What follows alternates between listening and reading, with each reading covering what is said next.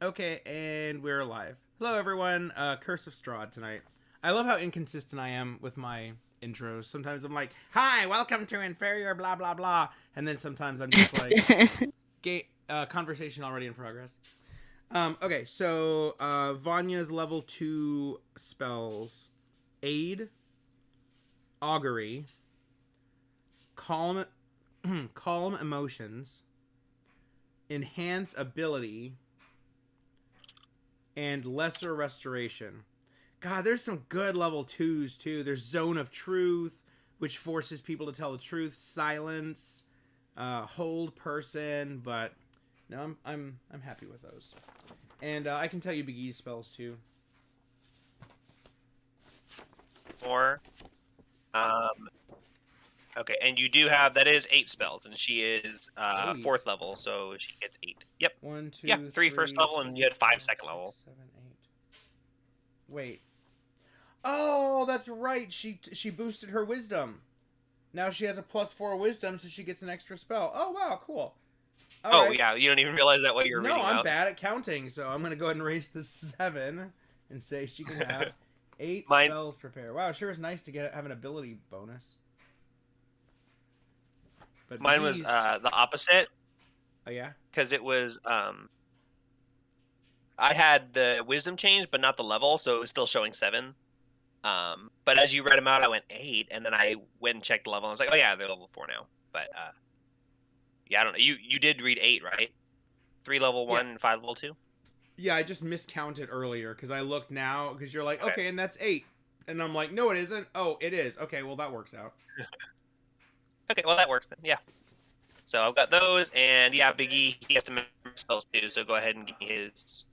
Okay, so Big E, not that big of a change. So he's, I remember he's got the cantrip message now. Okay, so Chromatic Orb stays the same. Mage Armor stays the same. Disguise Self stays the same. Okay, and then I decided to take Grease. I almost took Absorb Elements just in case there was any kind of like, I was thinking, non-combat damage is often elemental. So if there's any kind of a damage situation here, then maybe that would help me absorb it. But I think Grease in a crowded area, that could be a lot more fun. So I don't know why, bad guys are chasing us. Boom, cast Grease, and then they succeed their saves and nothing happens. And then my level 2 spells, and I did count this right because there's way fewer. Okay, Misty Step I'm keeping always. Invisibility, why would I not? And then Mirror Image. Okay. And I'm Arcane Lock. Okay, I'm not taking Arcane Lock at the moment because I just don't see an immediate use. It seems like we're probably going to be outside. Yes, you could always use Arcane Lock. Oh, I saw someone asking, could you use it to lock a book closed? But anyway, like, does it have to have a lock, or is it just something that like opens and closes? You can break it. It does say entryway, door, window, gate, chest, or entryway. I don't think you enter into a book. You open it. Well, is it okay, but that does mean James's butthole can be permanently locked. Yes, it's definitely an entrance. Yes. So it does say it is impassable until it is broken or the spell is dispelled. So you can totally just smash open a door, but it can't be open. Oh, there's a line of jokes I'm going to leave on the table. But I do want to talk about Arcane Lock for just a sec. And by talk about, it's propose a solution. Before we go to it in the game, I know that I just gave you a list of things I want to buy. But I'd like to, when we start, I'm going to try to buy one more item. A file. Like a rasp. Because from my Google searches, it seems to me reasonable that if you tell me the amount of time that I should be able to rasp down gold coins into gold dust as a component for Arcane Lock. So if I need 25 gold worth of gold, then if you tell me how if we do a long rest or whatever, I spend 4 hours trancing and 4 hours just filing them down into powder, Oh my and then however God. long it takes. I saw So other people talking here about alchemy, is- but no one has alchemy. Yeah. But someone's like, "Oh, just use a rasp." It was actually powdered silver they were talking about, but I'm like, "Ooh, I've got gold coins."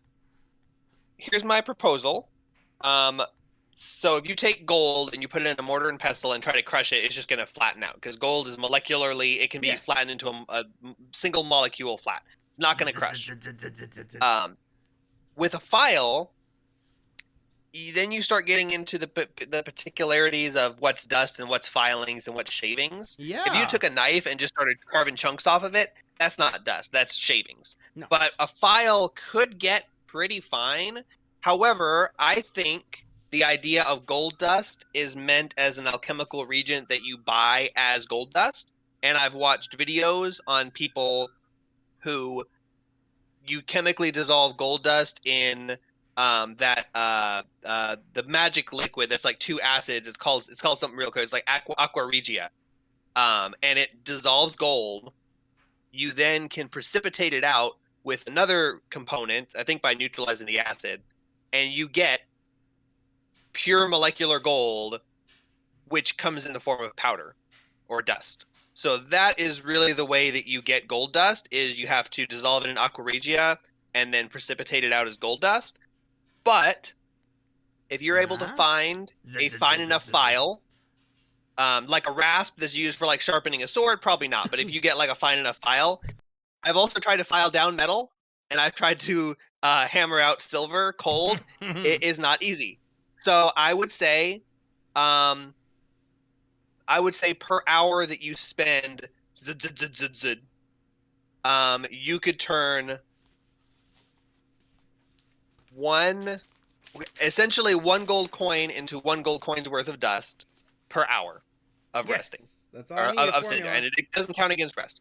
So 4 during a long rest, or 1 during a short rest, and I may or may not get into this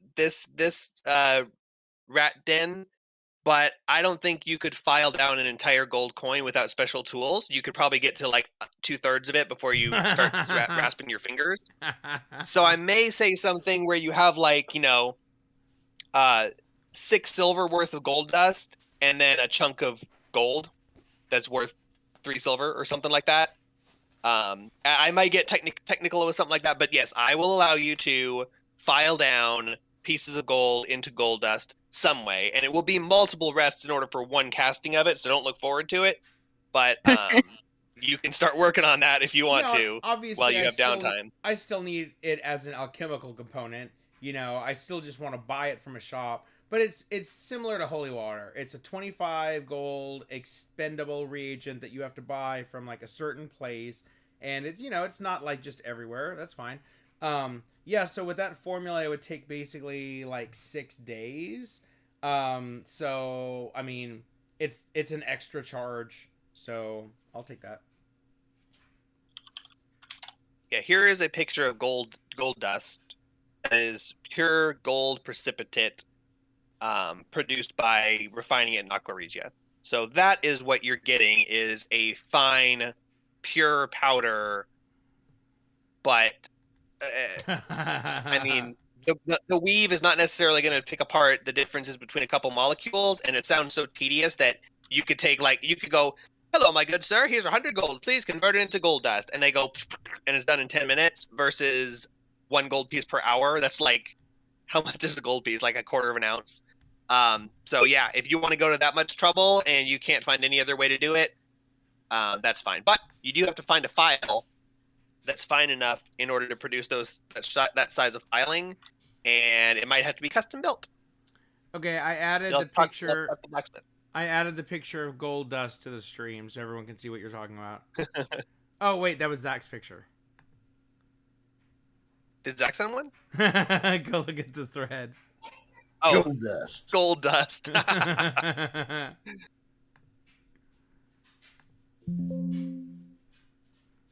But yeah, so spells. Precipiate. Yeah, I don't want to like stop you from casting Arcane Lock. But reagents are meant to be not necessarily the easiest to come by here. So if you're able to get them, that'd be fine. But if you want to mass produce it, you probably need to find an alchemist capable of doing that. And these people are like, shitty little townsfolk. If you found a wizard or an alchemist or a witch or anything like that, or a hag, if you befriended some hags, they probably know alchemy. Where can we find hags? I'd probably say that anyone who knows the basics of alchemy in this world would know the basics of refining gold. That's like gold is such a common thing. That's like everyone knows that. That's your first thing you learn. Dissolve gold, precipitate it, turns into gold dust. Same with silver.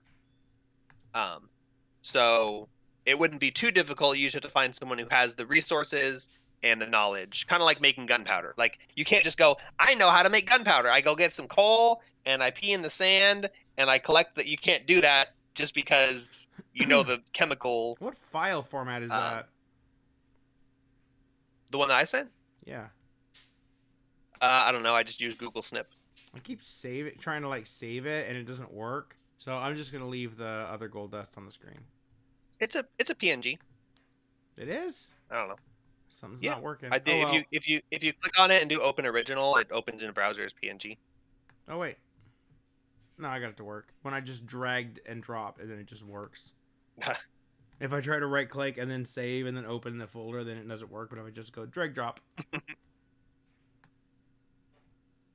But okay, so you've got the spells. You decided your spells, and my sheets are all healed up for long rest. Okay. Yeah, everyone long rested. So if you've got sheets, make sure you update them. I've got everything updated on my sheets. All the spell slots cleared. All abilities reset. All HPs maxed. Did you cast aid?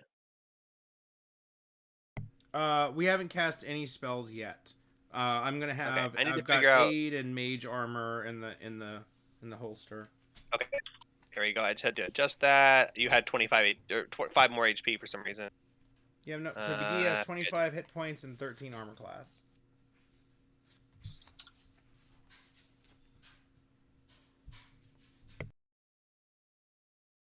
Vanya. I don't think I rolled for Vanya's HP, so we'll just leave it there until. I have her as 33. Yeah, 33, but I never rolled for. Oh wait, maybe I did. I'll do the math later and figure it out.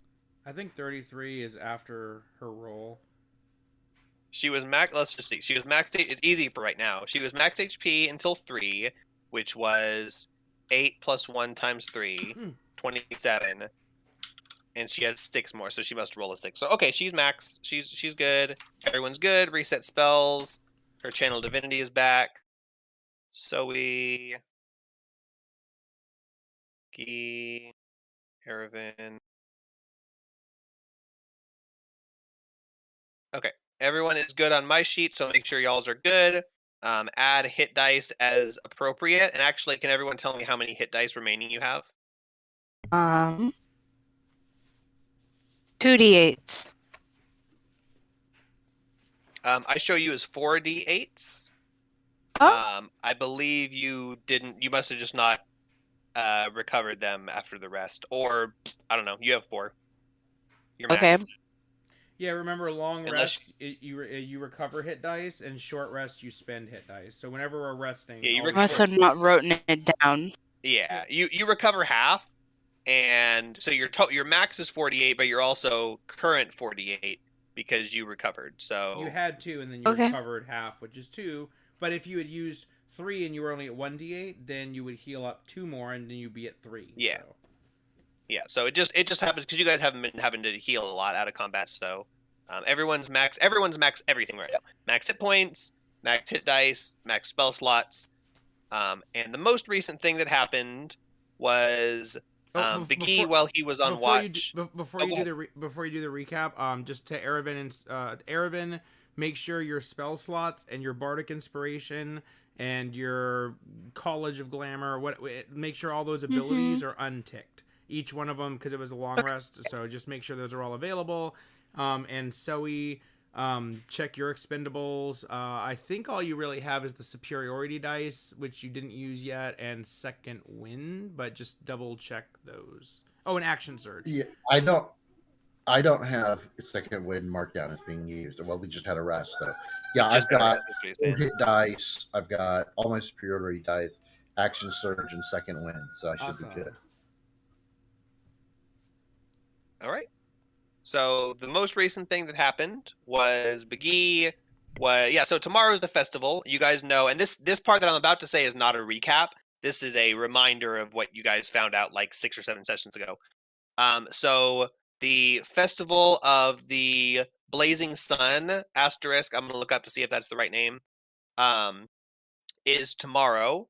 When you arrived in town, you heard that it was 3 days from when you arrived, which is today.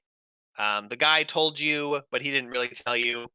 When you were talking to him, he said that it was at about noon, which is when the sun is highest in the sky, allegedly, since there's not really any clear skies here. So noon is when the main celebration of the festival is, but he said there would be, leading up to the climax of the festival, would be some performances. And he said he was real busy and kind of annoyed that you guys were bothering him. So he said, but then I think Aravan played music and tried to use that ability on him, and he was like, "Oh, you're so good, you should come play at my festival." But he didn't give you any details. He just said, "Yeah, figure out a performance, and when you got it, come back and I'll pencil you in somewhere in the festival." So Aravan and everyone else along with him have agreed to participate in this festival as entertainment, to some degree, but that's not been discussed yet. And all you know is that the festival proper is at noon. So, yeah,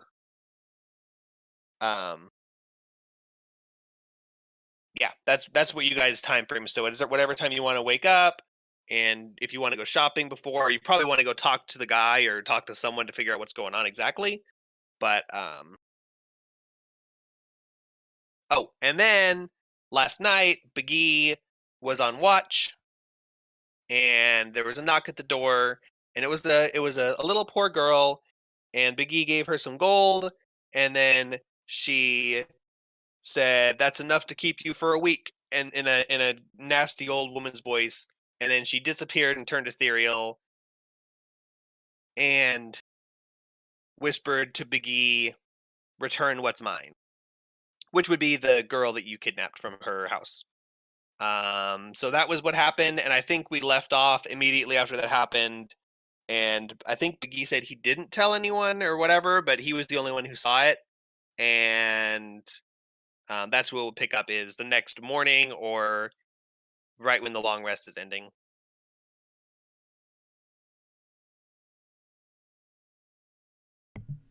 Cool.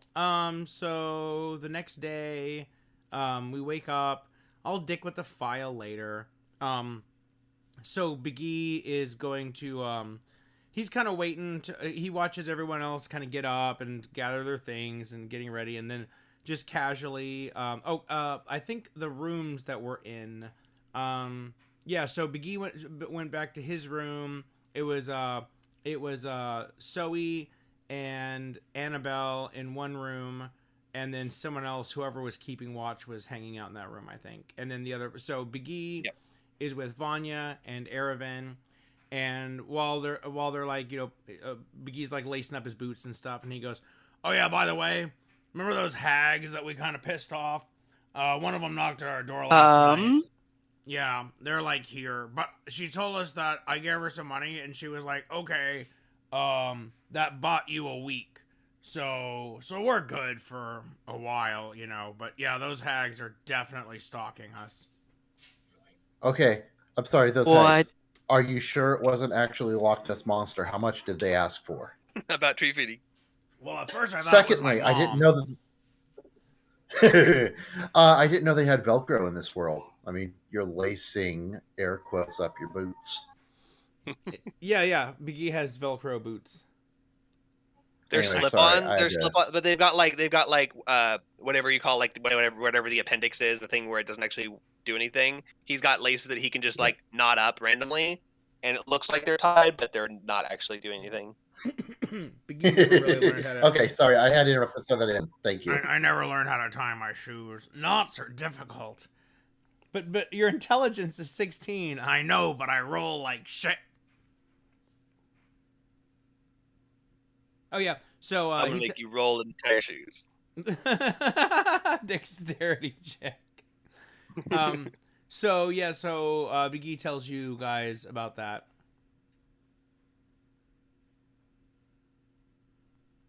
And Vanya probably looks disconcerted, but doesn't say anything because she's just a puppet without a puppeteer. So Biggie says, "Well, I think we should go ahead and head over to that Hansburger Meister guy's house, and he's got a cool last name, and we should check in for our volunteer service we're doing today or whatever." Yeah. By the way, I swapped out my spells, so right now I've got enhance ability. So basically, any of your ability scores, I can like supercharge it, and it lasts for an hour. So if we decide that we're gonna need some kind of like special stealth, or if you're gonna be putting on a performance, I could cast it on you. I mean, wait, that's not Biggie's. That's Vanya. I was and Vanya's like, stop peeking over my shoulder and looking at the spells I'm preparing. I'm just telling everyone that her spells are really good. Mind your own spells. Don't you have your spell book? Yeah, but yours has like all of them in it, and that's like really cool. It's like his Pokemon card collection. He doesn't have like a lot of cards, so he gets bored with his and he wants to look at everyone else's.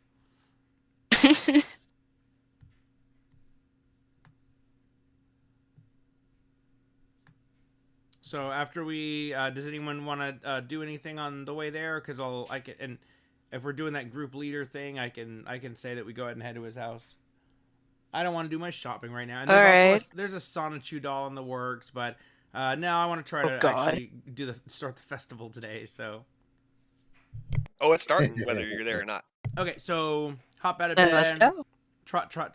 Heading towards the Burgermeister's house, also noticing if anything's going on the way, or if we see him, or if there's like some kind of like a booth or anything like that.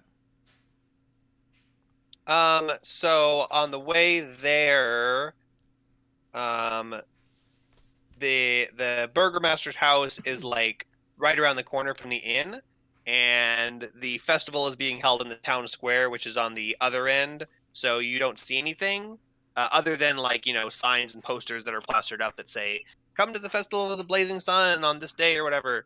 But none of them are, there's not any stands or booths or anything.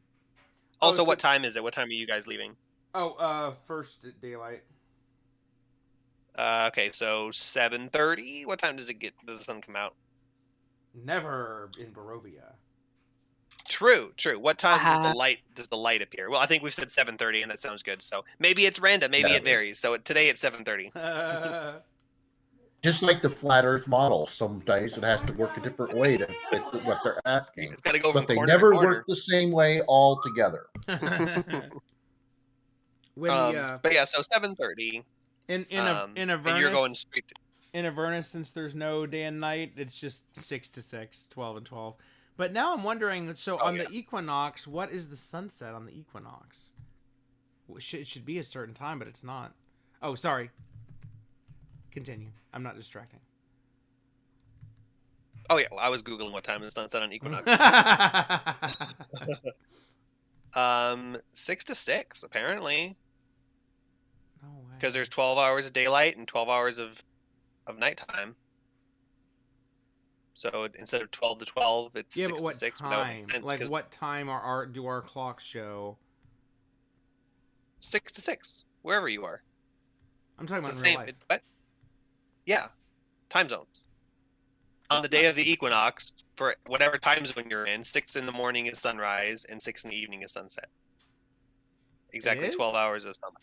Well, maybe that's local time. Maybe that's why I said Time it that zones way in verse. time zones don't affect the sun. They just what time locally it is for that portion of the. I guess technically the end of the day would be slightly later or earlier, but not by much because it's still the same day. But yeah, so you guys don't see anything on the way there, but no one's really out in the streets. The mist is still kind of, settling on the cobbles. The sun's just barely peeking out and kind of warming things up, just barely. It's still pretty chilly, and you're stepping through puddles and stuff that haven't evaporated yet. And you arrive back at the burgomaster's house, which I will quickly re-describe here. This mansion has walls of plastered stone that display many scars where the plaster has fallen away from age and neglect. Drapes cover every window, including a large arched opening above the mansion's double entrance doors. And you arrive there. And that's his mansion. Ooh. Yeah, because you guys have been there before. You knew right where it was. Does that look like where the action is, or does it look like he would be like at the festival? Well, it's 7:30 in the morning, so So he's probably here. He's probably at his house. But you don't see anything like crazy going on there. There was when you were here before. There was like bundles of twigs piled up around the outside, but nothing like that's here now. Okay. Who wants to do the face? Who wants to walk up and talk to the guy? Big E can, but he is famously bad at that. Yeah, that's no, you're not going up there. I'll take it. I'll do it. Okay, I'll back you up. I'll be right behind Looks good to you. me. All right.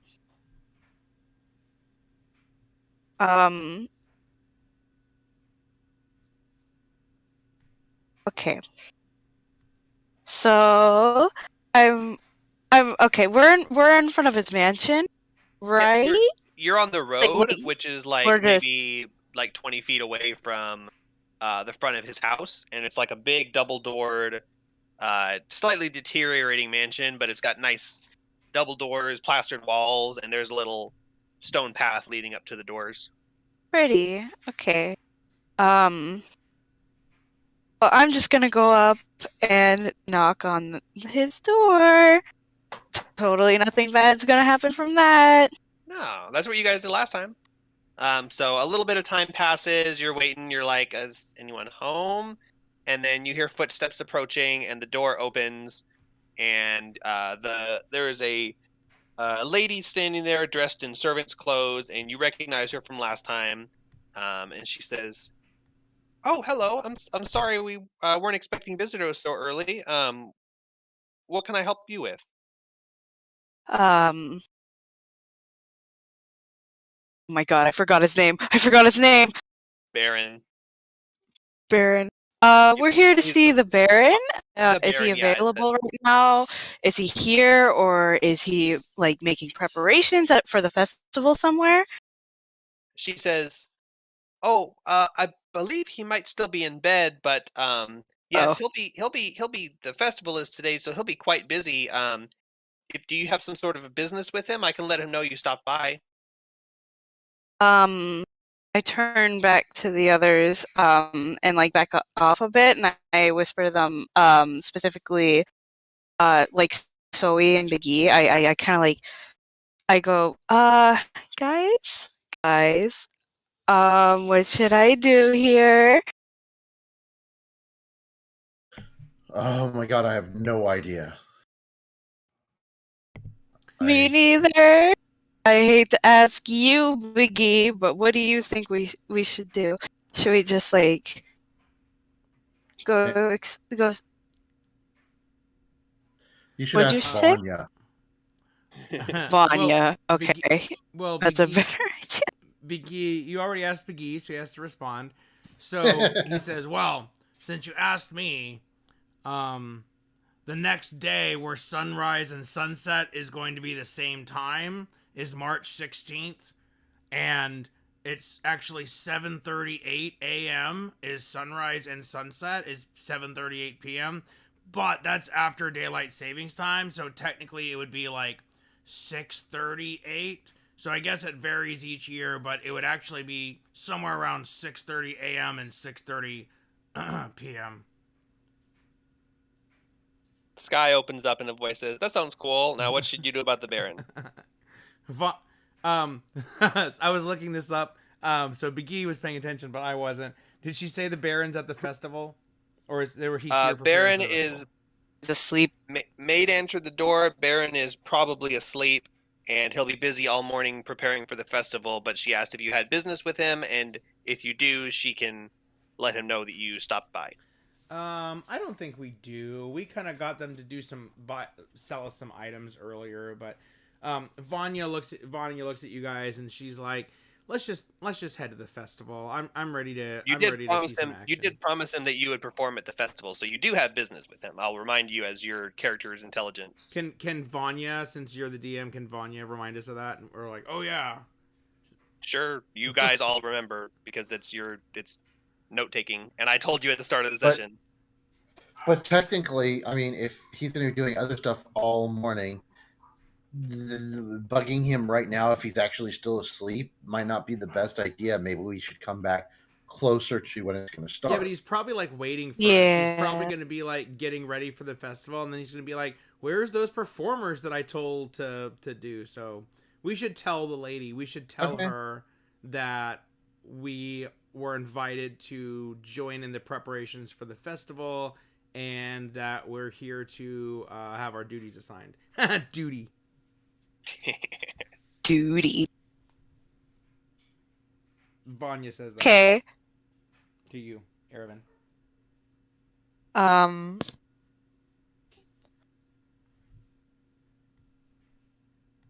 Also, solar noon is like never actually noon. I've been lied to. Yeah. The maid standing there patiently waiting for you to respond. She checks her non-existent watch. No, she looks at the back of the clock. No, the sundial. There's a sundial on the front. She looks at the sundial and sees what time it is, and she's like, she looks inside like she's got business to attend to, but she's waiting patiently on your response for you to. Okay. I just had a brain fart. Can you re-sum that up a tiny bit, just one more time? Tell her we're here to help with the festival. All right. Then, turning back around, I speak to the maiden, and I go, we're here to help with the festival. Like, we're mostly a band of performers and stuff. What? She says, "Oh, yes. Oh, performers for the pre-festival. Yes. Oh, okay. Yes. He hasn't given me any of the assignments or anything yet, but he'll probably be working on that stuff all morning. If you want to come back around, you know, 9:30 or 10, he'll probably be able to let you know what's going on. But he didn't. He keeps to himself. He's very reclusive, and he decides all that stuff himself. So I see. it'd be best to talk to him personally. But yeah, I'll let him know you came by, and he'll be expecting you later. But whenever you're able to come by, but probably sometime after 9. Cool. Sounds like I'm getting a file All right, after good to all. know. Cool. I say then maybe we go back to town and just kind of buy some time. I was thinking about going back to that weapon shop, see if the weapon guy has come to a more reasonable pricing. So yeah, I bet he's got a file. Big E's focused on the file situation.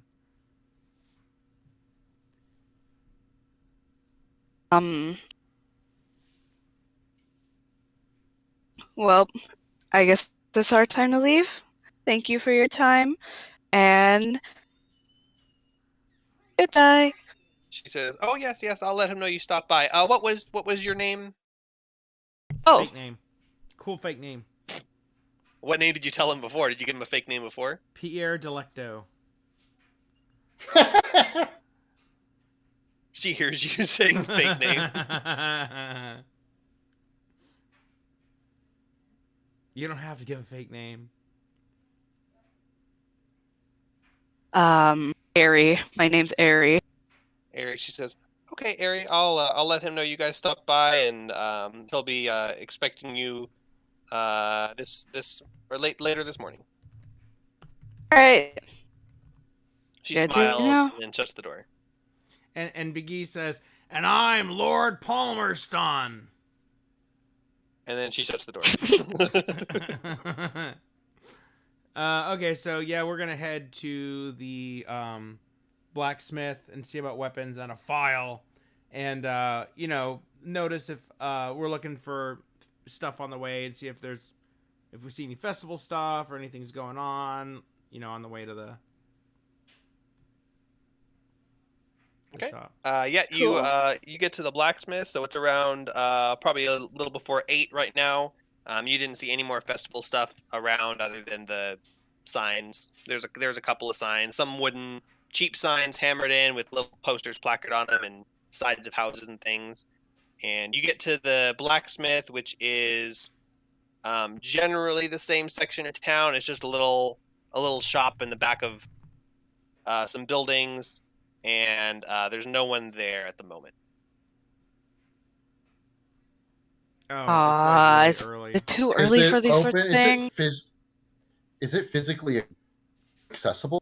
No. Yes, it's a big blacksmith shop, but all of the equipment and stuff that was there before is not there. Well, there goes that plan. I mean, if you want to vandalize his shop, he's got his tools and stuff. No, I was going to steal some weapons. Yeah, the weapons are Oh my not. god. I wanna spray paint Oh. Orc Lives Matter and defund the guard. Oh,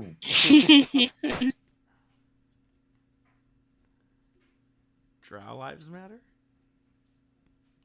Okay, let's just go back to the inn and drink beer until this shop's open. Is there a sign that says when the blacksmith will open? we don't have a delay that you could pop. Yeah, we need a radio delay button. I need a radio delay button. Whoops. There is a sign that says business hours 9 to sundown. 9? Jeez. Screw that. This is like 1970s hours. Come on. Get with the capitalism. Mhm. Well, I'm out of ideas. I'm thinking about going back and kicking my feet up for an hour before we go back, but it's up to you guys. Yep. Big E's ready to go drink beer for an hour and a half. Okay, you guys go kill an hour and a half, and what do you do afterwards? It is now 9. Head Probably back. take a leak. How? Yeah. Okay, you go find a corner and you piss in it. Uh, But you're a girl, so you have to pull your pants down to your knees and Anyway, you do Clearly, you haven't seen as many girls pee as I have. that. Probably did not. you guys hear about the lead singer of Brass Against who Yes. peed on the guy's Yeah. face on stage? That's an awesome band. They do Rage Against the Machine covers as a big brass orchestra band, and I thought they were cool before, but now I think they're really cool. What I love is the people who are like, that's just terrible, blah, blah, blah. It's like, okay, do you know about the L7 incident in the 90s? And there was that one really crazy guy that people keep mentioning who lived Gigi in his Allen. own shit on Yeah, stage. Gigi Allen. Yes, that's it.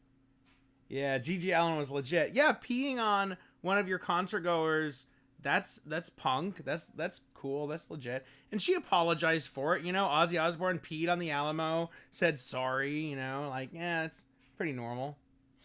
The thing is it was a publicity stunt, and they knew beforehand they were going to do this. And that guy, it was 100% consensual, all that bullshit, which kind of brings down the level of coolness. But still, all the people bitching and all that shit, they announced beforehand it was going to happen. Oh, so Yeah, close your eyes. Sophia Eurista. I want to make sure I say your name instead of just that lead singer. Yes. Sophia Eurista. Shouldn't her name be Sophia Urethra? Yeah. No, urethra. Urista is because she's a urine barista. By the way that Yeah. I wanted to look up the story to remember her name, and so I googled piss paste, and it top result immediately. Instantly. 0.48 seconds. Oh my god. So you guys move towards the festival. 9 o'clock. Where are you guys going? Let's move on. You said you wanted to get sorry. to the festival today. So Yeah, where are you so going we're after 9 o'clock? blacksmith shop. Zach has Okay, business you to go to the do, and Biggie blacksmith wants a shop, file. and there's a guy sitting there, and he's pounding on an anvil. I was just gonna do that because I Very was trying to kill some time. stereotypical. But I mean, I guess we can go back to the Well, we have blacksmith 30. shop. We Okay. have 30. We have 30 minutes until we're meeting the bear, and we're gonna meet him at 9:30. So Biggie's gonna walk in, and he's gonna say he's just just walk in, like not barge in, but he's just gonna like very direct, no pleasantries, and he's gonna say, "Excuse me, how do you make a file? I mean, can I buy a file?" Oh my god! Uh, I had forgotten about that. That sounds Holy familiar, shit! but I don't remember the details. How do you make a file? I'll tell The you blacksmith later. turns. The blacksmith turns to you and he says, "Oh, I'm sorry, I didn't hear you come in there. A file. Well, I've got a bunch of those. If you need one, I can sell you one for probably a couple silver. Well, what are you looking for? Are you looking for a rasp or a round super file? fine grain rasp, like one that would work like to turn gold coins into almost a powder.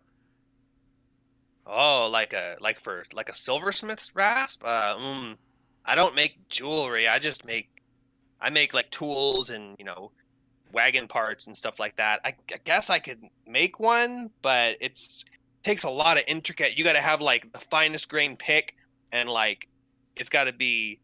It takes a lot of work, so it might take me some time. How soon were you needing it? You're breaking my balls.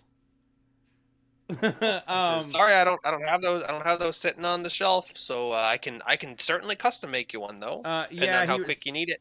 Yeah, I request it. I mean, as quick as you can make it, I'm willing to pay an expedite fee. I've got all kinds of gold. He says, well, I mean, if you're needing it if it's that urgent, I'll certainly put it on the high request list. I don't have a whole lot of demand right now, just mostly stuff I've already made, adding to my back stock. It's a lot of intricate detail, but I guess I've got the parts to make it already, so if probably 20 gold, and if you need it today, make it 25, and I'll have it done for you by the end of the workday before nightfall. Yeah, sure, okay.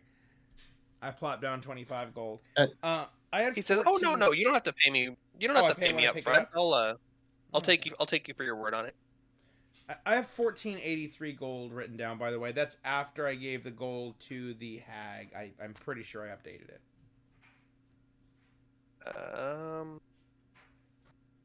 That's what I have. Okay, Zach, you can do your haggling. So, do you still have those weapons left that I was looking at? Have you decided to become more reasonable in price? I say. He says, "Oh, I'm sorry if my prices aren't to your liking, but so I guess you've probably had time to shop around. I bumped my head on the bed last night, so I don't exactly remember what price I was charging. Hopefully, it wasn't too bad. But what were you looking at again? I've got that spear over there and the long sword." Crap. I thought I had written down the stuff I was looking at, and now I can't find it. Shit. He says, I did have a couple of things. I got rid of a couple things. I don't bring my whole stock out every day. So right now I've got a spear and a long sword. If you're interested in either one of those. The longsword is what I'm interested in. Hey, you also had something else. You had like mace and something else. He says, "Oh yeah, I do have a mace that I was refurbishing, but no one seemed to be interested in that, so I stopped bringing it out. It's real heavy and bulky and takes up a lot of space in my shop. So I do have that still if you need it." Yeah, I was looking at that one. I would like to take a look at it. How much is it again? He says, "The Morning Star. Let's see. I had to refurbish it. I think probably 60 gold."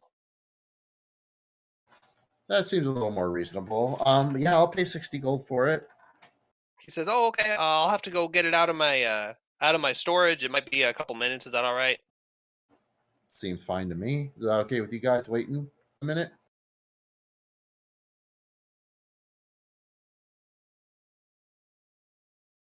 He's asking the party. Yes. I assume that means that, yeah, okay. Sorry, I was running He says, back "Okay." from AFK, and Willow's looking at anime. What was the weapon that Biggie bought for me behind my back that I don't remember which one it was now? A war a pick, war pick. but he's pretending it's a mining pick, but it is 1d8. Gotcha. Okay, the morning pick. 1d8 Okay. bludgeoning, oddly enough. What war pick? so Yeah, he, I'm pretty sure the way that I would use a pick is not going to be blood damage. I thought Yeah, I don't war know why. pick I is guess- piercing. Yeah, you think so? Oh, sorry, Warhammer. No, it's piercing. My eye went to the wrong section of the. I saw war and my brain just skipped ahead. Oh, It's thank piercing. God! 'Cause I was like, yeah, okay. When you turn it Um, sideways. Morningstar is also piercing though because it's sharp, pointy. He walks away from the shop and walks into a nearby building, and disappears inside for a couple of minutes, and then if nothing else happens, he comes back out and he's carrying a Morningstar. I feel like there's some action that we could take at this point in between, but I don't know what it is. No. I mean, you were talking about burgling a shop, but if he comes back and Well- notices weapons missing and you guys were the only ones there, he'll probably notice it right away. Well, yeah, I'm not going to burgle it while he's there. I was just going to burgle it I was while he just wasn't there because I was giving you the ridiculous chance. prices. I was thinking of like using disguise self to make myself look like a guard, and when he comes back, I'd be like, "Hey, have you seen a wizard around here? He's wanted for something." And be like, "Oh, I think I saw him right out the door." And then when he's out, then we can burglarize. But nah, better not. No, I don't Maybe next time. want to regularly burgle things just because I was wanting to do it out of necessity, but he dropped the price, so I'm good. So, do you mind going ahead and paying him then? Oh The yeah, 60 gold, 60 gold, right? Yep. Okay, so I now have 1,423 gold. Not too shabby. Okay. So I see how you're tracking it. Do you have all of your gold currently on you, or do you have the amount that I have written on this sheet? Are you just tracking your total? Because eventually you'll run out of gold on you and have to go back and get more from the inn. Yeah, so I'm just tracking total because I was trying to split it up, and then that was confusing me. But I mean, I think I said I grabbed like 200 gold to carry with me or something like that. So, less than what we're spending.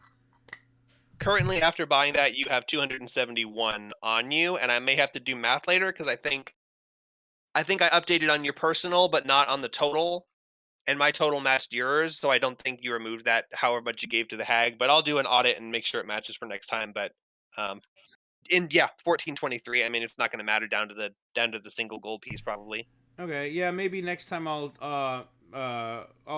track it. Like I just need to. I don't really have a system, and I don't want to have a whole bunch of numbers that I can't remember what they are. Yeah, I have all the details written down here. I have where you have all the gold. I'll just have to add it up, and I'm not doing that right now because it doesn't matter until you run out. But at some point, you will run out and have to go to your bank.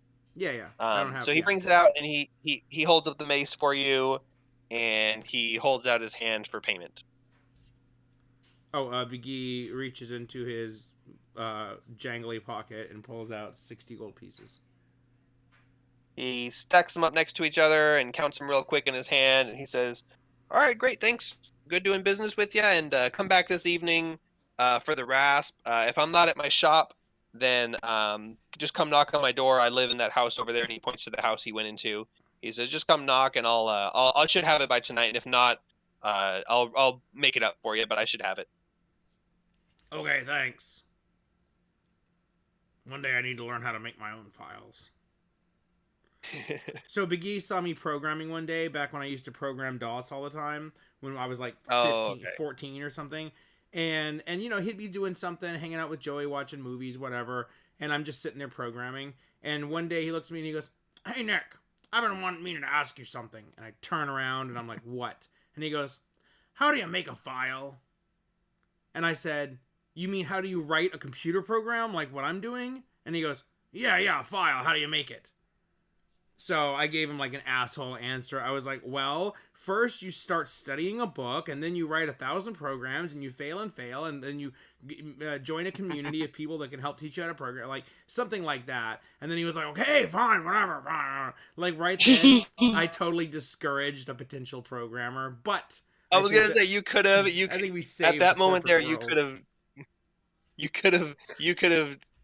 Look at all the time he's spent and wasted on the computer playing games. He could have been programming this whole time. It's like the episode where Future Cartman, who's really great guy, in great shape and smart and stuff, comes back to tell him that this was the moment that changed his life. And so past Cartman's like, well, fuck that. And then he just, Future Cartman disappears. It's that one moment, that one tiny decision could have steered the course of history in such a different direction. Yeah, he could have been like the next Bill Gates or not Zuckerberg because he's a lizard, but like Steve Jobs. He could have like invented some Lizard. great technology and changed the world and everything. He could have invented social media like first, and he could have been the billionaire. And he would have been like, "I really want to thank you, Nick. I know you guys made fun of me throughout the years, but all in all, you were a truly true good friend, and he really created more good in this world than anyone else I know." But instead, I gave him the finger. Also, that's what he gets So for you've not being got my friend anymore. yeah, exactly. So you've got your Raspon oil on order. Oil file. You got your Raspon order, and Zach has his Morning Star. So make sure you write that down on your sheet and use that when you would like to use it, when it's relevant. Hooray. I'll write it down as well. And are you done at the blacksmith? Yeah, I'm done. Yeah, I think we can go ahead to the you Burgermeister's house and just hang out awkwardly outside of his door, and as the clock ticks down the minutes to 9:30. okay? Conveniently, the time that it took you to walk back to the blacksmith shop and then to the burgermaster's house, it's 9:30, and you walk up and you're standing on the road outside of his house. Okay, so we're gonna just approach the door again, Erebin leading us, and knock on the door as before, and let them know that we're here. All right, you knock All knock right. knock on the door. Oh, go ahead. Oh, Unless then that's fine. If no, you can go. okay, yeah. So Erebin then walks up to the door, knock knock knock like last time, and it's answered a little bit more quickly this time by the same person, and she says, oh, welcome back. Yes, he's been up and about for a little while now, so I'm glad you came. I can let him know you're here, and he can shouldn't be long. I mean, he's been bouncing around. He's had visitors all morning, so it shouldn't take long, and he'll let you know what the plan is. And she steps aside and says, "Come on in if you like." All right. I step on in first. Okay. Anyone else? Big E follows Erebin and I follow in. Vanya. I think Vanya's in the. So it's kind of like Big E and Erebin in the front line, and then like Zoe and Erebin with Arabelle in the back. Okay. Vanya And Zoe, is so. Irina there? Oh yeah. Oh hi Irina, you're being very quiet. We didn't notice you. Yeah, she's in the back with Arabelle.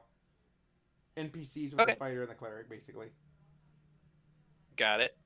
Okay, so you guys walk in like the first time you visited, and she leads you into the sitting room, and all of those bundles of wicker that you saw lining the walls are not there today. And she leads you to the room that's on table plot, but I'm not going to pull it up because I don't remember which one it is, and hopefully it's not relevant. You guys already kind of explored here a little bit. And she brings you down and sits you in the room and says, "I'll be right back. I'll go grab the Baron. He's upstairs, but he shouldn't be right in the middle of anything since he knew you guys were coming." Gigi. And she walks out. And she's out of the room. Okay, so we wander around and look for a place to sit, and preferably one that has a a flagon of ale nearby? Or a decanter There's of no wine? ale, but there are some nice, comfy chairs and a sofa in this room. So Big E's gonna sit down on the sofa, and he kind of like lifts up his coattails from his trench coat thing that he wears and sits down on the couch. Oh, this is comfy and smells way better than my one at home. All right. I So, sit down and wait too.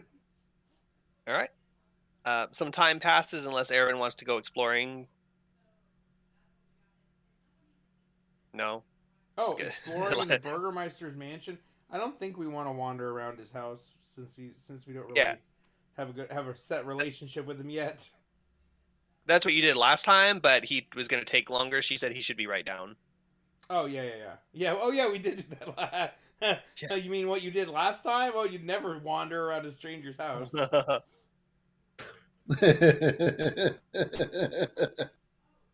So just a couple of minutes pass, and then the door opens, and the burgomaster, the baron, is standing there, and he's got a big red robe on, and his hair is all furled and gray, and like he hasn't had a chance to brush it yet, and his robe is on, but it's kind of got like little like folds in it where he hasn't quite like stretched it out all the way, and like he put it on and he's just been moving around all day, and he goes, "Oh yes, I remember you. She told me some performers, and I couldn't remember having any performers, but I remember you were the one who played that beautiful music, right? Um, I do believe I asked you to write a sonnet for the festival, detailing my glory and the festival of the sun. How did that go? Did you write a beautiful performance?" Haha, yep, totally did that. Oh, dude, you could have done Excellent. like a perception check while you were meditating to see if you could like how good of a performance that you could write instead of just winging it. Wow, Oh. He says, hindsight check. Excellent. Well, the festival starts at noon, so I expect you'll be finished by then. You have 2.5 Uh, hours. Speed right. The festival starts at noon, so as long as your performance is finished by then, he says, the crowd will start gathering a little after 11, and there is a puppet show that's going to be going on as well. So God, what obviously, was that? what? There's like some feedback and it hurt. Oh, sorry, I didn't do it. I don't know. It might have been just me or something. It might have been me. I Like I said, didn't hear it. you didn't. Okay, good. Maybe it wasn't. He That says, probably means that it was me. "Oh, true. Well, I didn't hear it. Then it wasn't me. Well, if it happens again, feel free to any audio problem say something, because new headset and Nick's sound and everything. So that's I didn't hear it. So um and he says the puppet show will be starting at 11:30. So obviously you'll have to wait till that show is finished. But between the puppet show and the time of the festival starting, that should be plenty of time for whatever you have written. Um, And yes, now if there's any other business, make it quick. I've got a lot to prepare and do before the festival begins. If anyone has any questions, shoot them now. I don't have anything particularly I want to ask, but Okay, well, I'm sure I don't you have any guys might have questions. something. Big E is certainly going to ask him if he has any Oh boy. available magical inks that could be used to scribe spells into a spell book, and also if he happens to have any gold dust. He says, um, uh, "Oh yes, inks. I did tell you that I'd have some extra.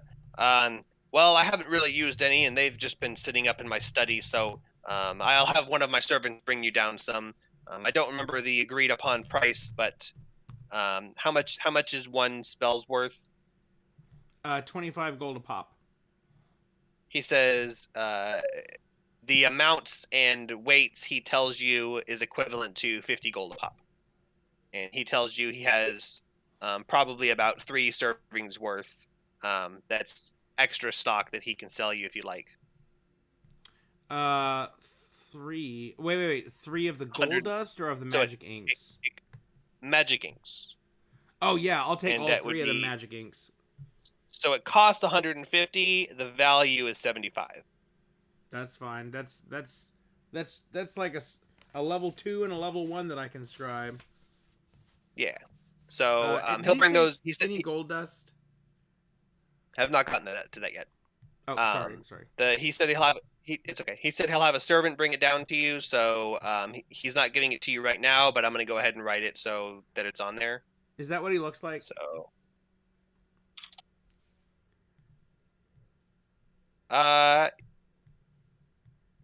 Yeah, almost exactly.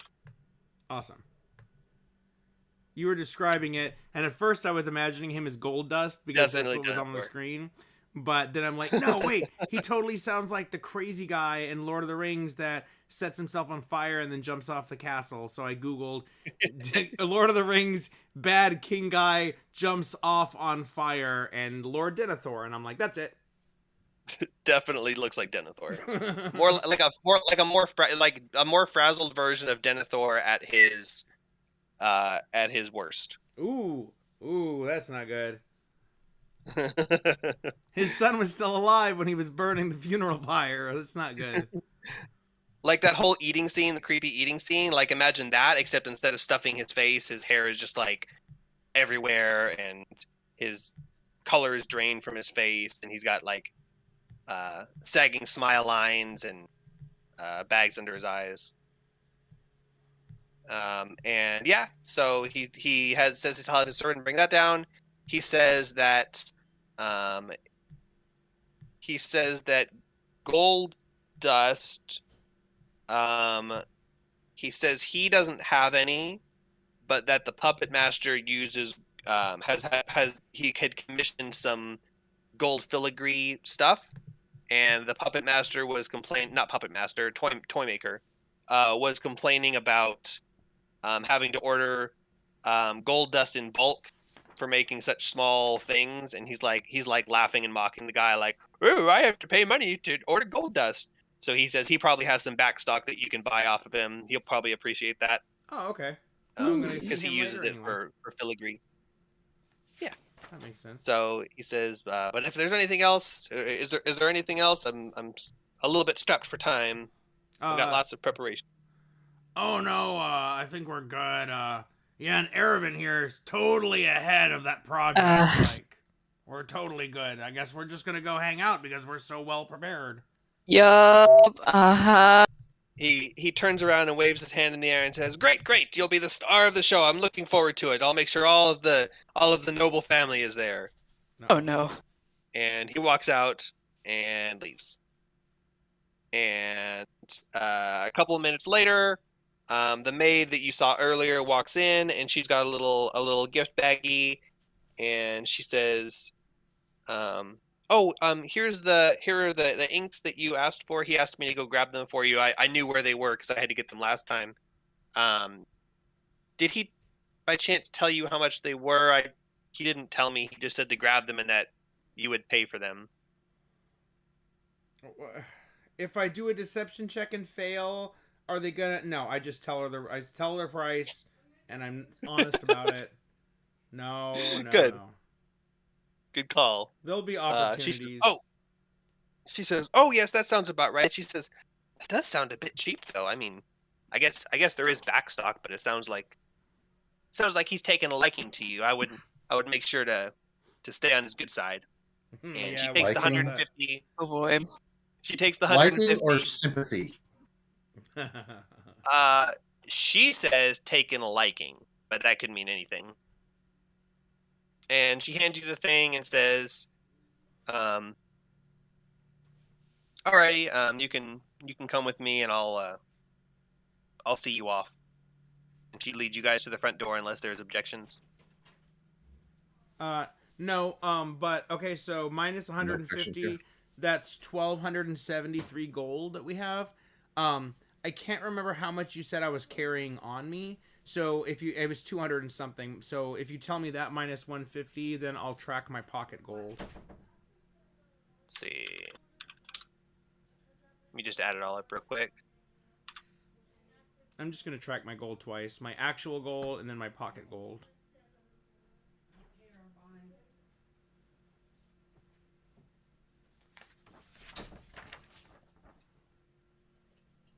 I could get hold person. I could get magic weapon. I could get knock. Ooh. I can't do more than one though. I could do one of those, and then I could do like a level 1 spell. I don't know. I might do knock, but hold person could be good. It'll take me a day though, so I have some time to think about it.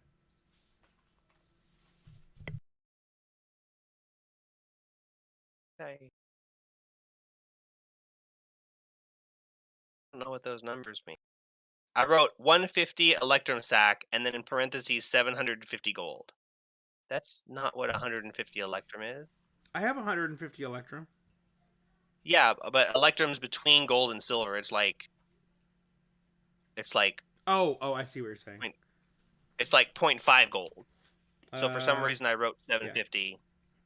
But let me just add up what I know you have. You have a chest with 400 gold in the inn, and a cart with 450 gold, or another. You had that in the cart, and I think you put it in the inn. So you had 850 gold in chests, and a chest with 3,500 copper pieces, which is 35 gold. And on hand, you have 121 gold after spending everything.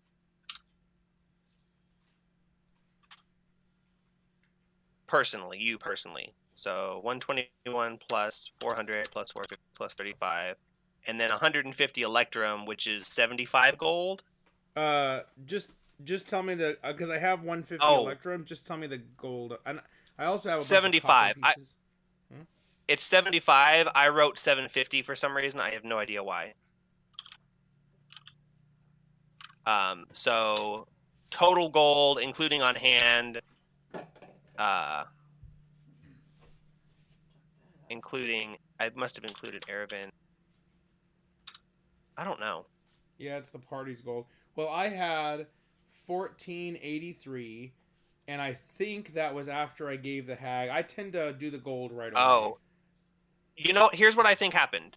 Because my number matched yours coincidentally, and I think what happened is you told me 1483, and I wrote that down, and I said, "Yeah, sure, I'll calculate it later."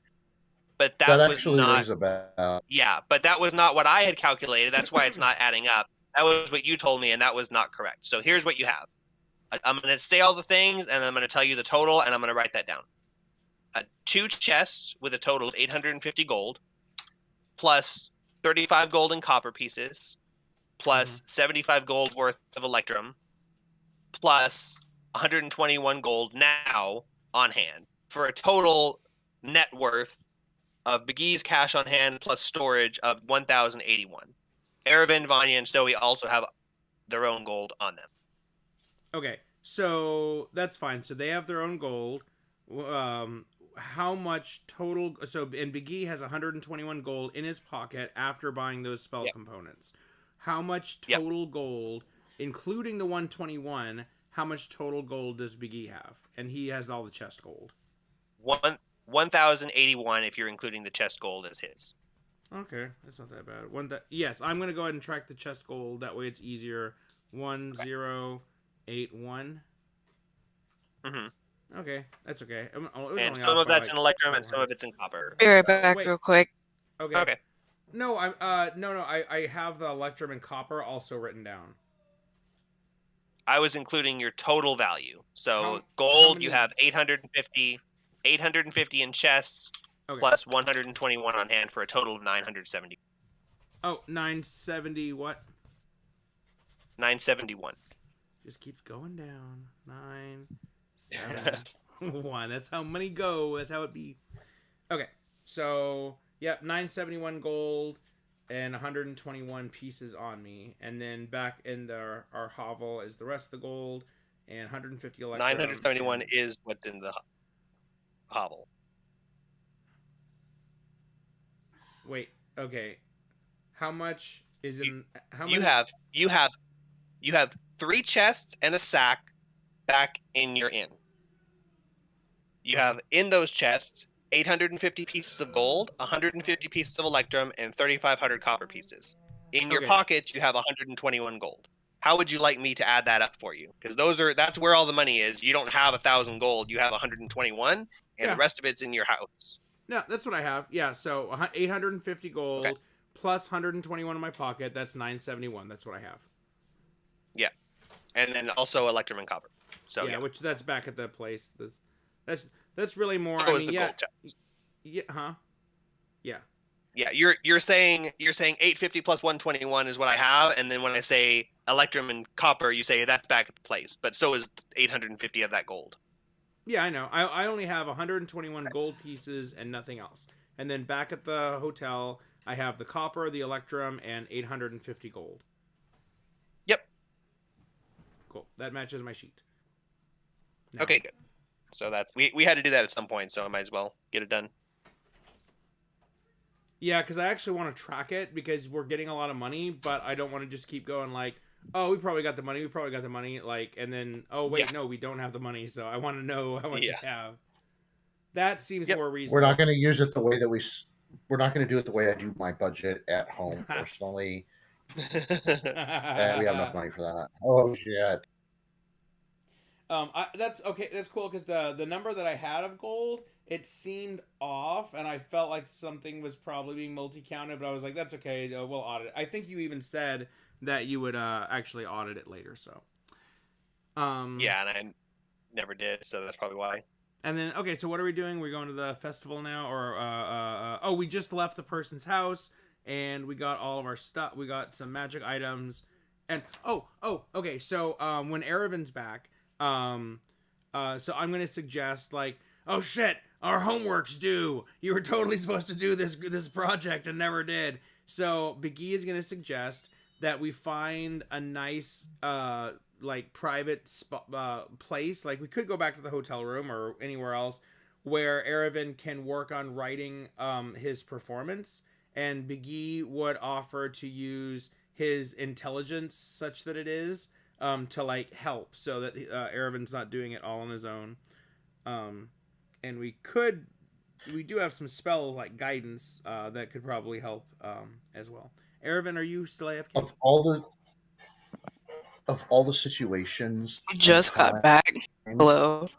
In all of our D&D games, for me to not be playing a bard. I mean, seriously. I have actually gotten a lot better at the mandolin. Because my character doesn't have necessary. one. You have to be able to play a mandolin in real life to play a bard. It's in the player's handbook. Well, after Jake ruined my drawing, you're damn straight. In the other edition, probably. In first edition, you have to actually have first. You must train for a number of years and become proficient in mandolin in real life, and then you'll qualify to be a bard. Gary Gygax hated bards. In first edition, you also had to actually be able to cast fireball, like exactly, IRL. Exactly. Yeah, IRL. You had to join an actual. Step one to becoming a wizard: buy the Necronomicon and study it. Okay, so you guys are trying to find a place that's quiet that you can like study and stuff. Yeah. So Aravin. So Big E suggests. Yes. So it's kind of like we're in college and we have like a big finals project due, and we thought we had an extra week, but it's like no, it's today, and class is at noon, and you have to do a presentation. So Big E suggests that we find some private place. Like we could just go back to our hotel room, or I don't know, maybe there's a theater nearby that we can like go practice in. Maybe it's got some props or something like that. And for you to write the performance. But Vanya can cast guidance, and also Big E offers to add his intelligence to like help you so that you're not the only one having to write the entire thing. But I mean, like obviously you're the performer and you're the artist, so you'd have to do the main part of it. But Big E can help you with like ideas for themes or words or rhymes or something like that. I mean, however well he rolls, he's gonna attempt to try. That's what Big E suggests. Yeah, FYI, none of that is required to be in person calling character stuff, so don't worry about that. Wait, what, the performance? I'm not going to make you actually figure out or write any sort of performance. It's all roles and in character. Fine, but Oh. Biggie's still gonna suggest that we write something prepared instead of just winging it.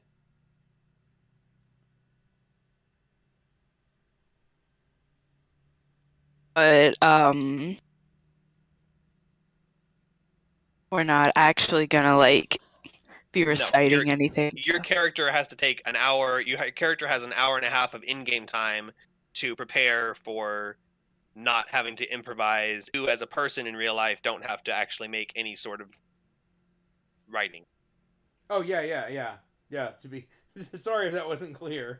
You don't actually have to do that. You just have to say, "I spend an hour writing a thing and hope that it's good," and then he'll have us make rolls. You see, and while you guys were doing this, I was tempted to disable push to talk and just start playing my mandolin so that it would pick it up. But yeah, Nah, you should have. You should still.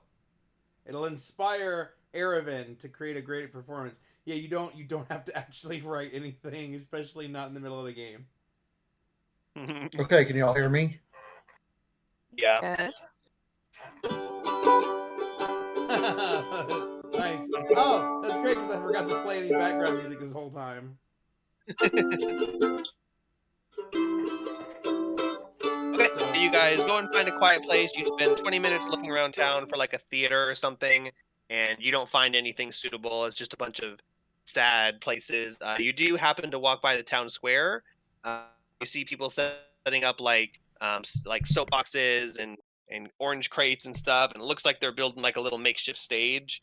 And they're probably like halfway done, but they're kind of hustling, trying to get it done as quick as possible. But doesn't really look like a place you could use to perform yet. And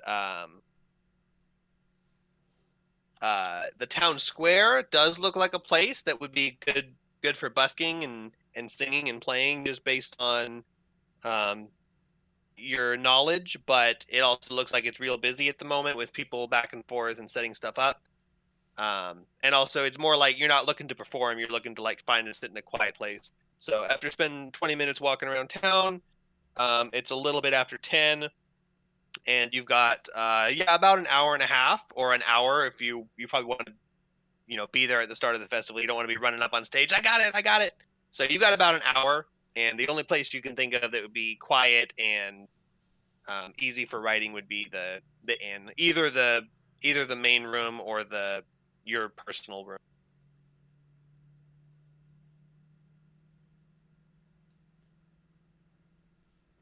So where would you like to go?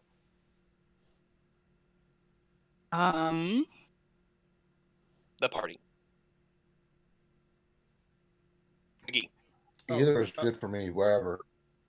So if I mean, Aravan, it's you're the one writing the performance. So Big E's will support you wherever. We could just go back to the hotel if you want, but where would you feel inspired to write your and prepare and practice your performance? At a nice little theater. That would be really nice. Yeah, it sure Vanya would be says, nice. "Oh, But... let's walk around and look for a theater again." I mean, it only took us 20 minutes to loop the town last time. Maybe we can find a different one. Maybe we missed a theater in the town. We can take another 20 minutes. Okay, sure.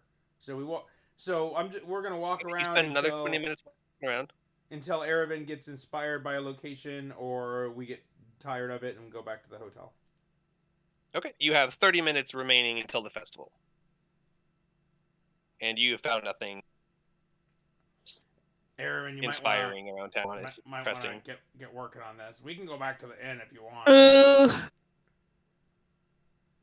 This is exactly how I work on projects. Oh no, I only have an hour. Okay, I better screw off for 30 minutes and really build up the pressure so I can knock that work out.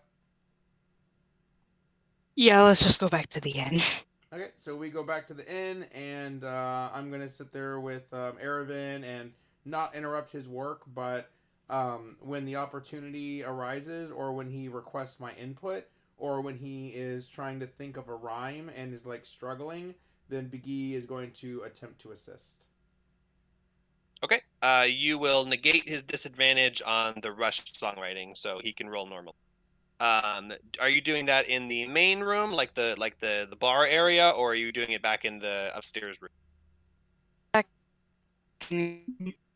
Okay. So you go upstairs and you pull up a chair to the little nightstand, and you get some paper. I don't know if you have paper on you. If you don't, you ask the innkeeper, and he gives you some old unwritten stained uh, pieces of paper, and you sit there and you're thinking and you're trying to think of rhymes, you're trying to think of notes Oh and boy. things to play and themes, and make a performance intelligence check.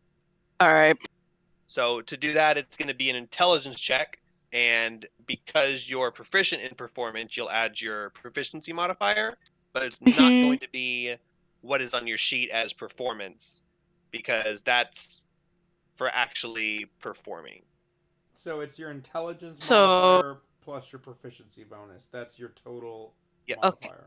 Um, yeah, roll those and roll a d20 and add those two numbers. Got it. And also guidance because Vanya is guiding him. Yep, Vanya guides him, so you can add a d4 if you'd like. You All roll right. that. Will do.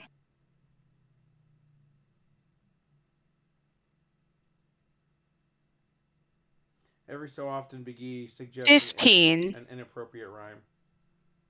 Oh my Some god. inappropriate rhymes sneak their way in, and a 15. You manage to scratch out some basic ideas and notes and chords and phrases, and you check the time, and it's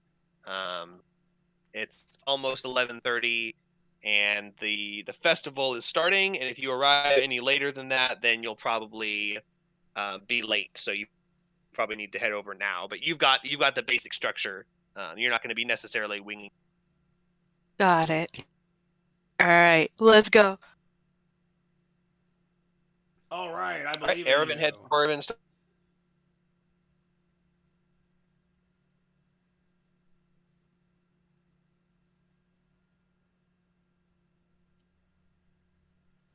Hope they do. Yes. Okay. So Yes, I the do. party heads to the town square, and it is a couple minutes before 11:30, and there are a bunch of people gathered in the square now, not working on stuff. The stage looks like it's been completely set up, but also it's like, not like like not very well set up. But it's like, yeah, this is it. It's got like, it's made of like soap boxes and orange crates, and there's like a big sheet draped along across the back where it's like the backdrop, but it's just like an old ratty sheet. Um, and there's a big metal hook, um, hanging from what looks like a wooden gallows type of thing, that's over the sheet. Like the sheet's hung up, and then behind that is a gallows that looms behind it, and then there's a giant metal hook coming off of the gallows, and um, you guys are sitting there, and the crowd is chattering, and you're in the middle of the crowd looking around, and it looks like something's about to start, but nothing has started yet. Would anyone like to do anything other than wait? Try to look up Gallus, and I got a chicken instead. So I don't. Huh? Oh. Like in your description, I don't really know what a gallows is, so I looked Okay, it up and I'll it was send a it. chicken. I'll send it. Gallo is the Spanish word for rooster, and it's pronounced Oh. it's No, pronounced Gallo. Gallo. Gallo. You know, like Oh yeah, there's the W. Pico de Gallo. Yeah. So you have to My add first wife and I used to eat at this restaurant at the Oh, North Hills Mall when I would pick her up from the shoe store, and it was called Dos Gallos, and it was hands down the best Mexican food I've ever had in my entire life. two roosters. Oh, okay. Yeah. Oh, I see what they did there. So add a W to the end, and what you'll see is a wooden I device sent it for in hanging someone to Discord. death on a noose. Yeah, it's basically a noose because a hanging thing can be there's a bunch of different ways. They invented a bunch of different styles, but one style is just a big pole and then a pole that juts off one end, and then that's where they would like hang the noose. And But and there's not a usually a noose on it. trap. It's a big metal meat hook. And usually a trap door. So you Very scary. you stand on the gallows with the rope around you, and then the trap door drops out, and then you fall, and then that strangles you. That's how Saddam Hussein was executed. Yeah, but I mean, there's some styles which would be like a crossbar or something like that, where it's supported on both ends. But this one is a single. It's basically just another way of saying there's a tall wooden post with another tall, long wooden post sticking out with a meat hook on the end of it. So that is what you see up there, and it is the horizontal post is going over the curtain, which is the backdrop. So it looks like someone just took a gallows and set it up behind the stage where the meat hook is hanging. Oh. Like it's a very shoddy stage setup, but it looks like there's a prominent meat hook right in the center of the stage for some It's reason. gonna be like a public execution or something. Hey, maybe that's Oh for no. maybe that's for you if you don't Maybe do that well enough. Not no pressure. Yeah. That meat hook is looking really intimidating. maybe we're warming the crowd up as the opening band for Cannibal Corpse or something. Oh boy. All right, so time passes. A couple of minutes pass. The crowd's gathering and chattering, and then you see a man emerge from the crowd and climb up the steps to the gallows stage. And you look at him, and he looks recognizable. You've seen him before. This is the toy maker. Oh. What was his name? Blinsky. Yeah, you see Blinsky, big old jolly guy, and he's walking up on the stage, and he's carrying a big wooden trunk in one hand. He's kind of hefted over to the side, carrying it, and he gets up on stage and sets the trunk down and goes clip, clip, and folds it open, and he pulls out two marionettes. They're both carved from wood and not very well, but they are painted just enough with a thin, uneven, slightly colored varnish. One of them looks very familiar and is a commonly depicted feature in this valley, this region. You can pretty much immediately tell from your encounters with him that one of them is supposed to be Strahd. And the other one you actually recognize as well. It is the Burgomaster. And Wait. these are the marionette puppets that he pulls out of his trunk. Strahd and the Burgomaster. And the puppet show begins, and the crowd goes quiet mostly so they can watch and listen. But I mean, there's still a few people talking here and there, being just disrespectful. And you watch the puppet show, and it, from what you can tell, his puppetry is not that great, and he's not the loudest, most enthusiastic speaker. But the puppet show depicts Strahd and the Burgomaster getting into some sort of Banging. argument. No. Like And, Barbie dolls, like you do with your Barbie dolls. And Yeah. they look like they're arguing, and then the Strahd doll attacks the Burgomaster, and the Burgomaster falls down, and he describes that he falls into a river, but there's not like any props or anything. He just like drops the marionette behind a thing and says, and he fell into the river and disappeared. And then the Strahd doll, he puts it away and says, and he went back to his castle. And then the Burgomaster, he comes out of the river and founds the town of Vallaki. And actually, he reveals that it's not the Burgomaster. He never said who it was. It just looked like him. He says, and that was the great grandfather of our very, very own burgomaster Vargas Valakovich. It was his great grandfather, another V word, Valakovich, and he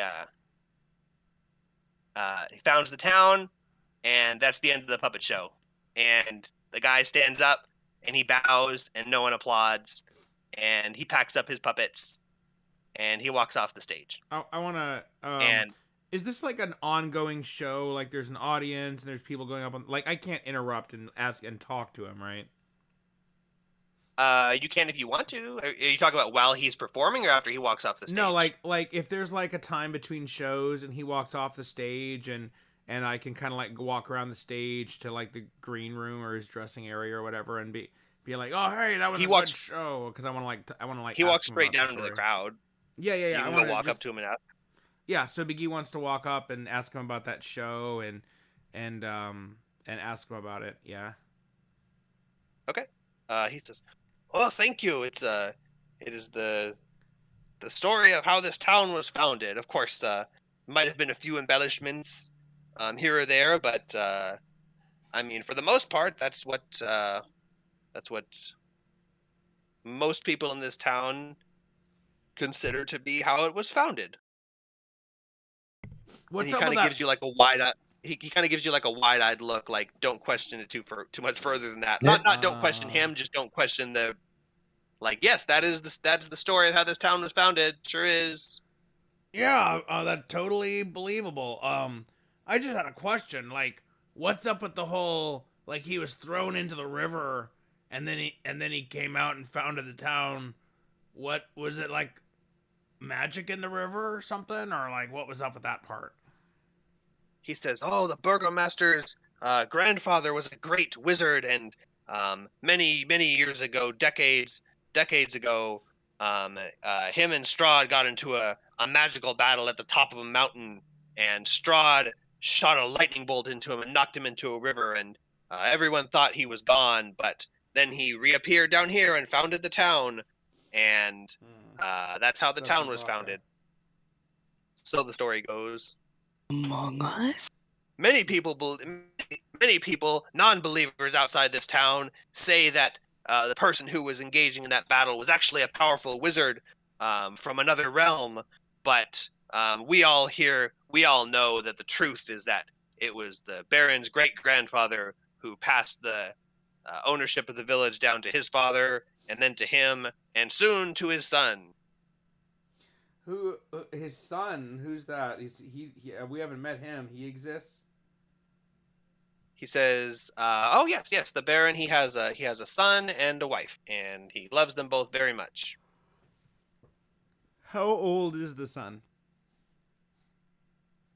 He says, "Well, I'm not exactly close to the Baron. I don't know exactly how old he is, but I'd say he's a young boy, maybe a young teenager." Okay. Mental note for kidnapping project. I'll pretend like I didn't mind read that. Oh, I cast message and send the message. Mental note future kidnapping project, and I send it to Zoe and Aravan. I want to ask this guy who he is and where he normally hangs out, like so we could, if we wanted to like catch up with him later, and like also who he is. Like, is Puppet showing like, is that his whole life? Does he have an Instagram? Like, what's his deal? He says, Oh my god. He says, "Oh, I don't know what happened to you when you left town the other day, but I am working on your commission back at my toy shop. I hope you remember that. I've been working hard on." Yeah, Blinsky. Duh. Yeah. Blinsky. Sorry. So he doesn't say that, you don't say that, but it's Blinsky. Yeah, Blinsky. Okay. Yeah. So maybe when I meet up with him later, maybe we want to ask him a little more about that. Now that we know he's a little bit of an expert. Cool dolls.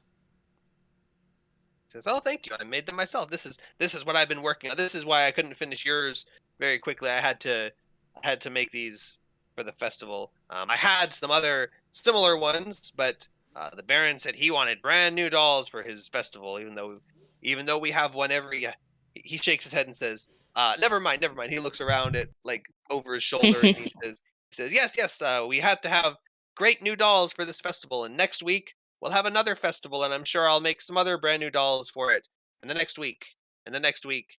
And he says, "Well, I have to get going now, but I'll probably be finished with your commission. I'll start working on it this evening now that after the festival is over. But I'm gonna go put my dolls up and I'll enjoy the rest of the festival." And he says, "I heard there was another performer. I hope I didn't take too long. My stories can get a little bit long-winded sometimes." And while that's happening, one of the guards nudges Aravan and he says, "Wait, you're up next, right?"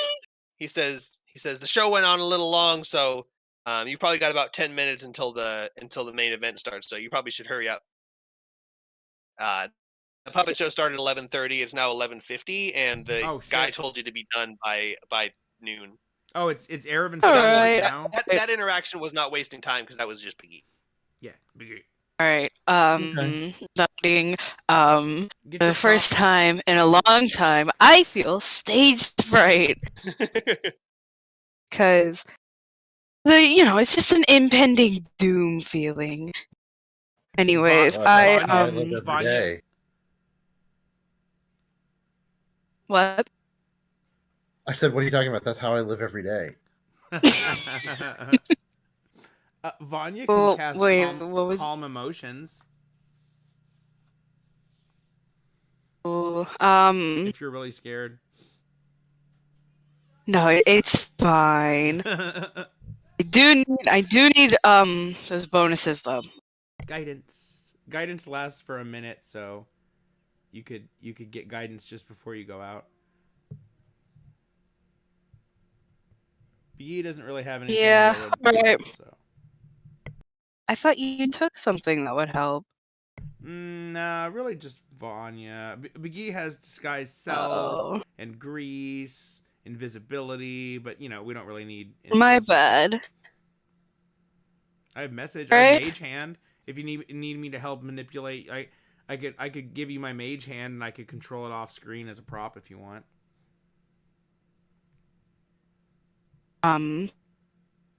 Probably not. I'll be fine. You Let's got just this. get up there and get this over with. Biggie pats you on the back in an annoying way. You got this, bro. All right. That was pretty annoying. The guard ushers a clear path for you up to the stage, and motions for you to. He does like that hand wave like multiple times. All right. Stepping forward, I make my entrance onto the stage, and time for my performance check. Oh boy, that's gonna be terrifying. Describe it however you want. If you describe something fantastical, I might give you advantage on it or something, but you don't have to. And you don't have disadvantage because you have sort of a plan written out already. Otherwise, you would have had disadvantage. But because you have an idea of what you're going to be doing, you don't have disadvantage. So it'll be just a straight performance check, and that is charisma, so it'll be a lot easier than last time. And even though technically your performance would take longer than a minute, I will allow you to add the guidance if you'd like to. All right. And also you have to tell us. Yes, please on the guidance. Tell us what Okay, kind you of can add that, performance that it would be is. If it's like a comedy routine, or if it's like a drama, or if it's like a monologue, or if it's like just music set, like Yeah, could be I think it's lyricless like, music, it could be singing. That's just for flavor, but the whole game is just flavor, so. I think it's more like a soft, like sort of lullaby kind of song. I can't exactly explain it, but it's a soft lyre song describing. God dang it. Okay, anyways, I'm just gonna roll that. You can say a general thing. It doesn't have to be as specific. You can say like it's a soft lyre song with lyrics that are describing a tragic romance or a powerful hero or something like that. Or yeah, if you just want to roll, that's fine. You're playing your lyre and you're singing is the point. All right. Here I go. Okay. Guidance, please. Yeah, Please so be nice. D20 plus D4 plus your modifiers. You can roll the D4 if Jake says that. Yeah. I am. Yeah. I'm not going to roll Vanya's. That'll be a lot of me rolling guidances. Oh my god.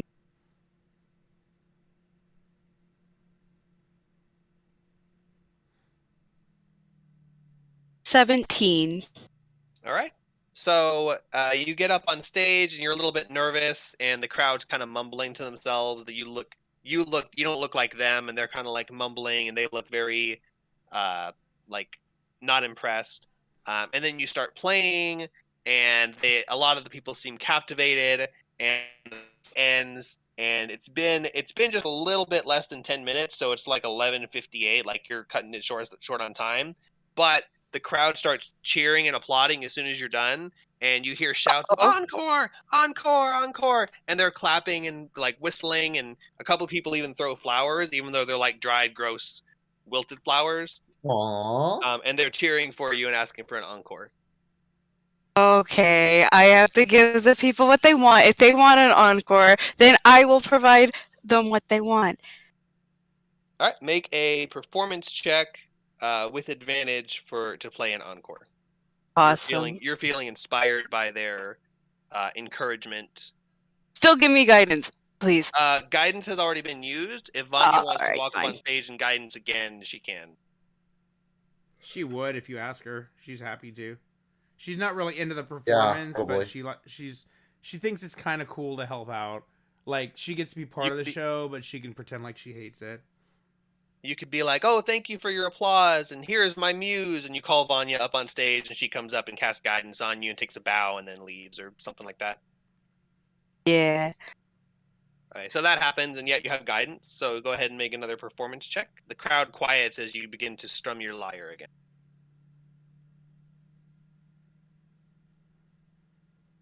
Ooh. You should like rock out on this one. You should like close the show with like a string snapper.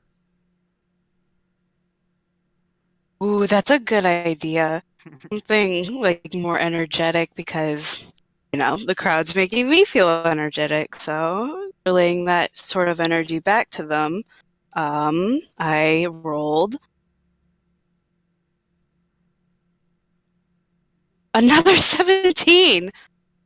All right. So about half performance, and the crowd is looking captivated. And off in the distance, Oh no. you see it's under threatening skies that looks like clouds are looming. It's getting dark and it's kind of threatening to rain.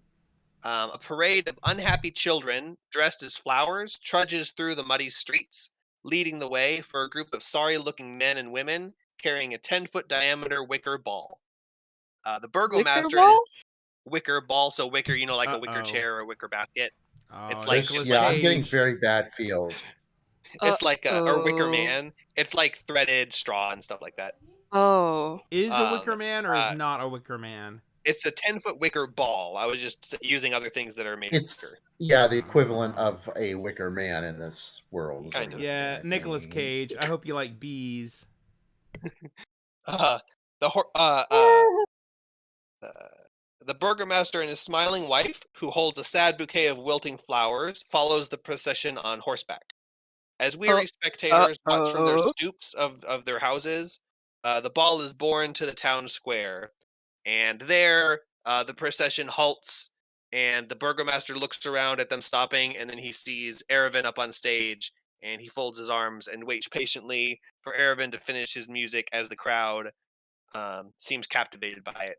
And you finish your performance with a flourish, and the crowd cheers and claps and applauds. And that was your encore. So after the encore, generally, I guess, I don't know, I've never been to a concert. I guess after the encore, Wait, you're what? like, okay, that's it. What? You've never been to a concert? No. We're taking Jake to a concert. I'm waiting till I Oh my can go god, to yeah. one. You didn't let me take you didn't let me take you to a strip club when you turned 18. I still will never understand why you didn't let me. But yeah, we got to take you to a concert or Nick has to at least. I was waiting for one where the person would piss on someone's face, but I missed that opportunity. Ah, yeah, that would have been a great Yeah, first that's not concert. gonna happen. That's a common Or the one thing. where I like love is- everyone gets crushed and dies. Yes. So those two, I just missed. What's the point now? It's like buy-ins left where it's already gone. Or the ones where you get COVID. Yeah. So I don't know. Yeah. Well, all of them. That's all. That's continuous. But now I'm vaccinated, so it's like, what's the point? Do you ever listen to Starset? They're a modern band. I don't listen Yeah, to they're any, listen to or care about any modern or popular bands, and I don't really listen or care about music or any bands particular Okay. enough to go to a concert. Nah. I went with my friend to a classical music concert at her college because she asked me to, because she had to for some kind of class, and it was okay. But that wasn't. I know that wasn't a concert, but Well, kind of. Okay, if you want to listen to not popular music, I've got a lot of it that I listen to, and I can help you with that. I like music. I have music I listen to. I just don't care enough about it to make a thing out of it to go to a concert. I mean, I would. Like, if Mom wanted to go to a Greta concert or something, I'd be like, yeah, sure, I'll go with you. But yeah, so I don't have they any haven't- personal interest in... The last time Greta was in Texas was in 2018, and they're touring right now, and they still have no stops in Texas. So, like, what the hell? Like, all these other bands make stops in Dallas or at least, like, somewhere in Texas, but nope, they're just not anywhere close. So, in 2018, they were in the House of Blues. That would have been so awesome. So, maybe 2023. I'll keep an eye out. Yeah, maybe, and they're still kind of a new band. They got plenty of time to continue touring. Rolling Stones maybe literally toured. They were in Texas a couple weeks ago. One of my 60th coworkers literally anniversary. went there. He said something about some lady at the concert or someplace, not me at the concert, recognized Keith Richards and no one else did. I think he was at like a store or something. And anyway, I heard it was that. the Arboretum. It was that Mick Jagger was at the Dallas Arboretum, and no one recognized him except for one lady who did and took pictures. But no one was expecting to see Mick Jagger wandering around the Dallas Arboretum, so he was able to actually just like enjoy the day without getting harassed. Except for that one lady that was basically Mom, who totally would have picked, and we would have been like, "That's not Mick Jagger." No, I'm telling you, that's Mick Jagger. I'm going to take a picture. Mom, seriously, how would Mick Jagger be here in Texas at a park? That doesn't make any sense. And then she's like, exactly okay, you're right. I'll leave him alone. I don't want to bother a stranger. You guys convinced me. And then that story comes out. And then he took the lady out to a restaurant. And then he went down, and then he invited her to the concert. And said, oh, I had 2 spaces, but you're the only one that approached me. So I guess it was just you. Well, but yeah, so you do the first performance, and they asked for an encore. You gave the encore, and then traditionally, especially because you do kind of see the Baron in the distance, so you know your time's kind of up. They're cheering, but they're not asking for another encore. But it's kind of time to finish up.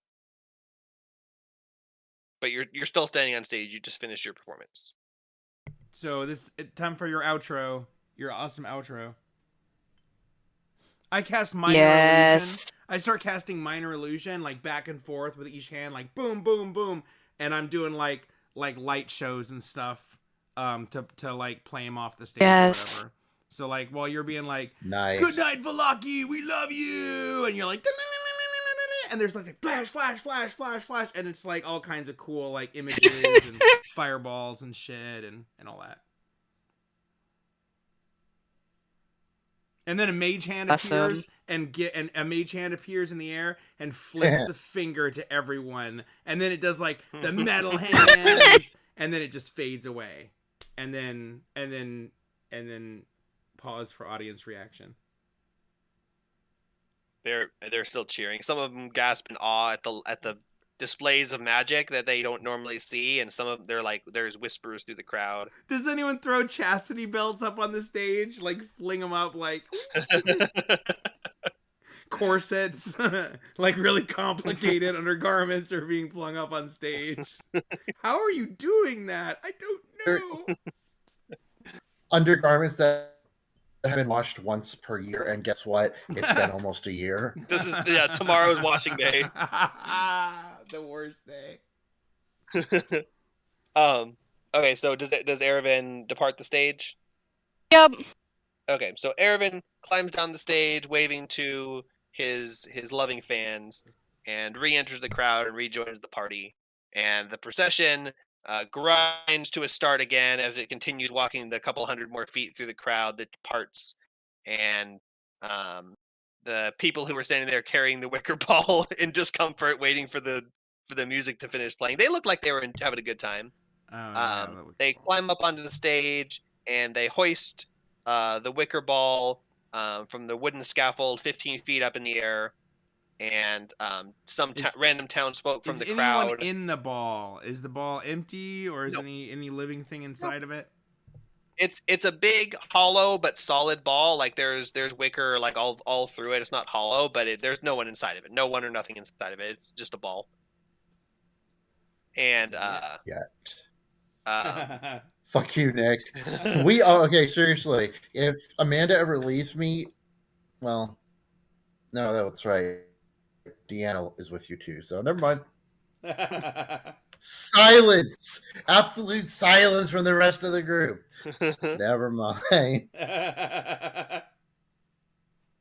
So the ball is hoisted, and several townsfolk climb out of the crowd, holding buckets, and they splash oil onto the ball, and the burgomaster dismounts his horse and starts walking up on stage. And before the wicker sun can be set ablaze, the sky tears open in a sudden downpour of rain, and the rain is just pouring like crackle of thunder, and then instantly downpour, and the crowd is getting soaked, and the ball is getting soaked, and the burgomaster marches triumphantly, defiantly through the rain towards the wicker ball, brandishing a sputtering. And when he gets up on the stage, he shouts to the crowd, "All will be well!" only to have his torch go out as he thrusts it into the sphere. A singular laugh erupts from the crowd, drawing the burgomaster's fiery gaze as well as gasps from the townsfolk. He pulls out the smoking extinguished torch and points at the crowd to the source of this laughter, and everyone in the crowd steps back and looks towards where he's pointing, and there is a town guard who looks around, realizes what just happened, and covers his mouth with both hands. And the burgomaster shouts, "Arrest that man and bring him to me! We do not tolerate spiteful mockery in this town." And two guards who were close to him walk up, and one of them takes away his spear because he was a guard, so he had a spear. And the second guard binds his hands behind his back. Oof. And let's see. Is this a good time for calm emotions? Well, so as they're walking him up to the stage, they're walking him forward, tying his hands, and he turns and shoots a gaze at Erevan. He says, "And you, if it wasn't for your long-winded performance, we wouldn't have been delayed so long for the rain to pour down. Arrest the merrymaker and bring him here as well." Oh. And two guards start to walk shit. Erevan. And as your party realizes what's happening, and you're starting trying to think of like what you're gonna do, and Baghee's like he's like flipping through his books of calm emotions, and the guards start to approach, and a young lady steps out of the crowd in front of Erevan and says, "It wasn't his fault. We demanded an encore, and he continued to grace us with his presence. If you arrest him, you must arrest me as well." And so two more guards come out of the crowd and start walking towards the lady, and they've got like the spears drawn and stuff. Decision time. And then like half Spartacus a dozen people come out of the Runnicus? crowd, and Spartacus or Runnicus? half a dozen more people come out of the crowd and stand between Erevan and the guards, and they start like muttering and mumbling, and there's probably like 15 people at this point, and one of them takes off their shoe and hurls it at the guard, and he ducks under it, And they start like there's 4 guards and like 15 townsfolk Oh between you. no. And the burgomaster is watching down as the other guy's being brought up to him, and the other guy's almost up there.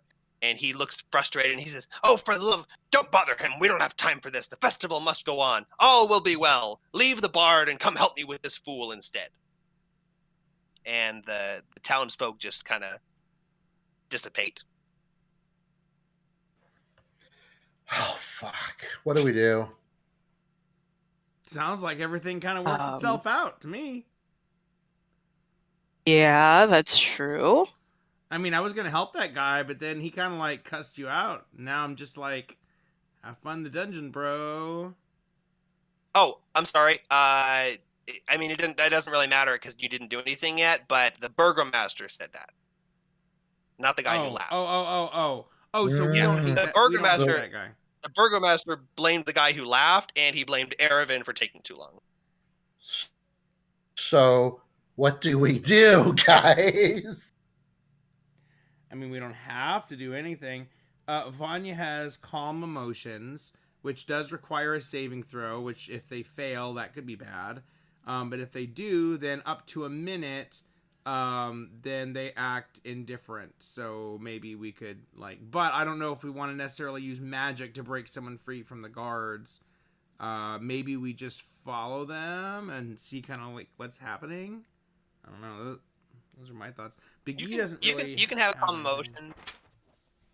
You can have calm emotions in the back pocket. Nothing crazy has happened yet. He just said to arrest the guy and bring him upstage. So you can wait to see what happens, and then the action can pause if you decide you want to step in. Hey guys, are we sure that this isn't actually like a part of the whole procedure? Like they have somebody do this each year, and it's representative of some contention that happened or something. Are we sure that this isn't part of the performance?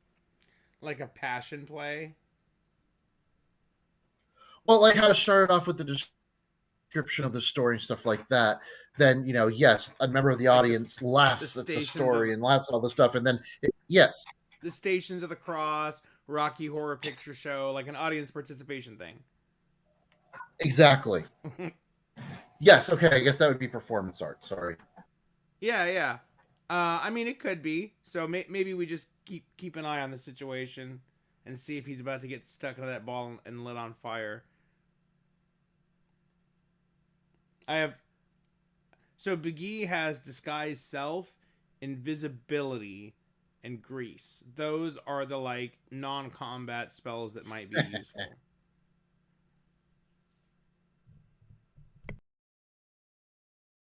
So we're just gonna I think kind of watch what happens with the guy, and we're just gonna huddle close together and kind of try to stay nonchalant.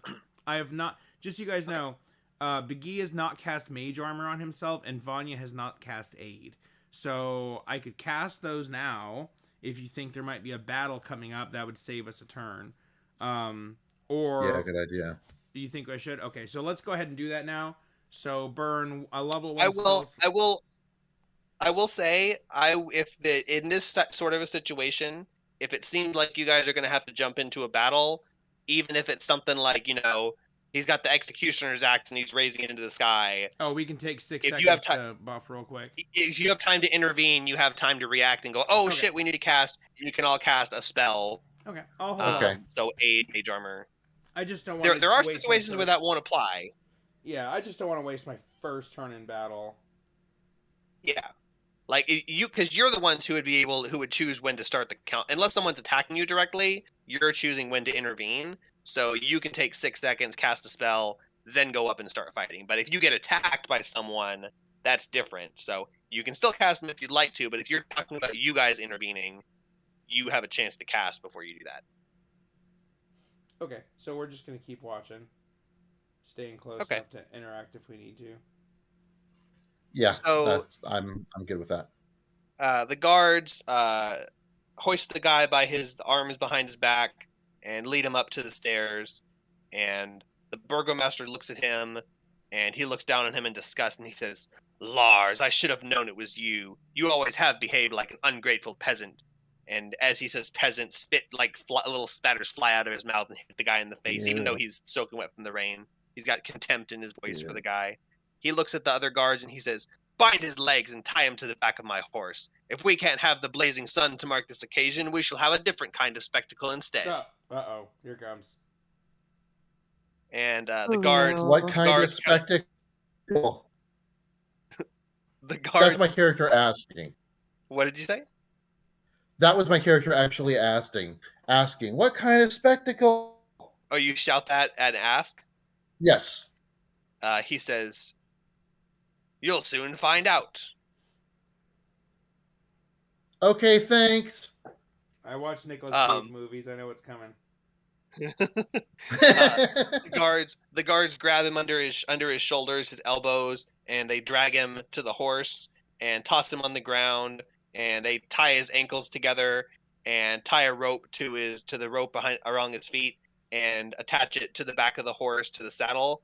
And the burgomaster walks over and climbs up on the horse and steps on top of it and turns to the crowd and says, "All will be well, and naysayers must receive retribution."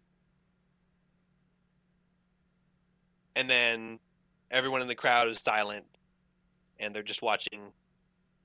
He's saying And all will be well a lot, and All will be well. He seems kind of Denethor crazy, but then also the crowd is like not really reacting.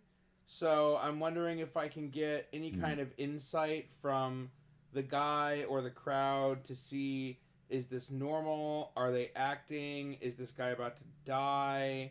Is this guy like mad? Like should like I guess I could cast augury and say, should we intervene? But I'm trying to do the ability check version of that. You did cast an augury the other day. Yeah, and I could cast it again, but it's 10 minutes unless I use a spell slot. Yeah, I just mean Like, you have a little bit of information from your augury. You asked, should you trust the guy? Should you follow him? Yeah, but now the question is, do we directly intervene? But no one's on fire yet, so let's see where this goes. Kind of. I mean, it is raining. Maybe the guy can't really get burned alive if it's raining. So, I'm gonna keep watching. But I want to try to get some kind of insight into the situation. Okay. Make an insight check, and then Erevan, were you saying something?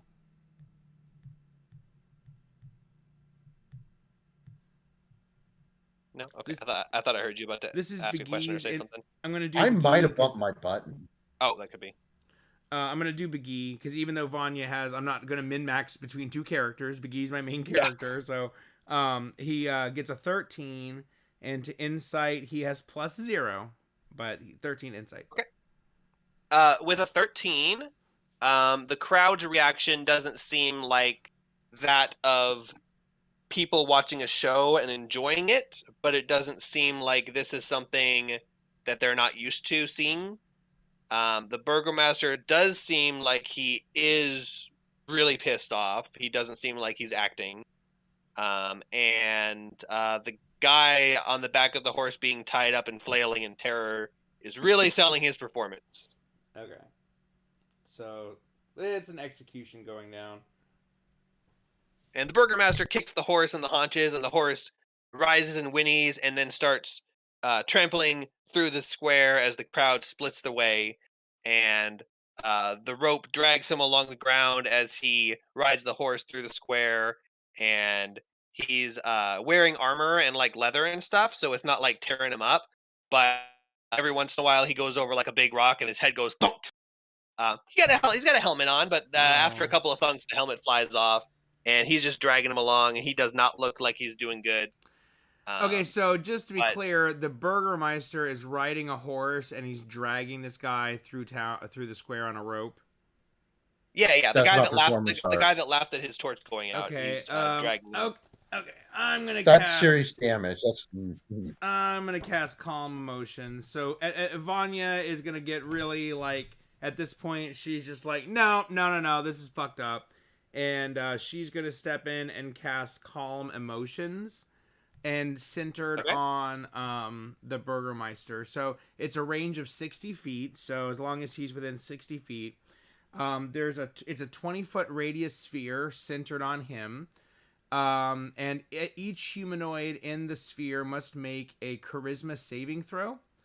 and the creature can choose to fail the throw if they wish. If a creature fails the saving throw, then I want to make it the target's indifferent about creatures of your choice that it is hostile towards. So I guess what I really want to do is make the Burgermeister do a saving throw to not be hostile against the guy that he's dragging through the town. And it's concentration, and it lasts for a minute.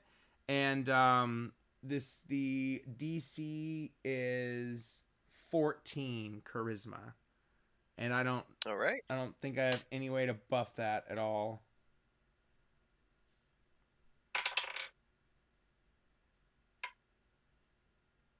Yeah. Okay, and you're casting it centered on the Baron, so it would hit the Baron, the guy, and the horse. Yes, unless you try to time it so it's near anyone else, and you're suppressing their emotions for the guy being dragged. Yeah, you can. Well, okay. Actually, it says if a creature fails its saving throw, choose one of the following two effects. The first effect is you can suppress any effect causing it to be charmed or frightened. And then the other effect is you make the target indifferent about creatures of your choice. So you can split them up if you're wondering that. I mean, huh? You can split them if you're wondering that. It's for it. Yeah, I would say it's for each individual. I mean, I guess the guy getting dragged, I don't want him to be frightened. I guess. But yeah, just for min-maxing, that's probably the best. Yeah, and for the Burgermeister, I just want him to not be hostile, because I don't know if he's being charmed or like what's going on right now. I mean, he could be a demon, but that seems like should be, yeah. So I want to make him indifferent, and the horse indifferent towards the guy being dragged. Yeah, horse, maybe the horse has a lower charisma, and maybe if the guy succeeds, maybe the horse decides he doesn't want to drag someone around anymore. But well, you cast the spell. And the horse stops galloping and slows to a stop. And the Burgermaster kicks it, and he goes, "What?" And then he goes, Okay. And he climbs off the horse. Who casts calm emotions? He says, what?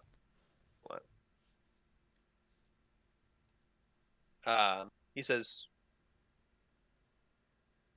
"Get rid of him. Do something with him. I don't care. I'm going back to my house." And he walks away tromping through the mud, leaving his horse to sit there. And the horse kind of like just stands there looking high. And the guy is sitting in the mud, like bruised up, and he's like gasping, and he's struggling. And the two guards that tied him up earlier walk up and grab him, and they say, "What do you mean, get rid of him? Just like, should we put him in the stockades like the other naysayers?"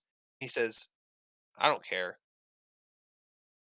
And they go, "Well," they turn. He walks away. He's gone. And they look at the guy and they go, they look at each other and they go, "Well, I'm not going to put him in the stockade if the Baron didn't order me to. That doesn't sound like a great idea. What if he gets pissed off?" The guard goes, "Yeah, I don't care. Just cut him loose, I guess." And the guy's like gasping for breath, and they cut the rope from his arms and his feet, and then they just walk away. One of them grabs the horse and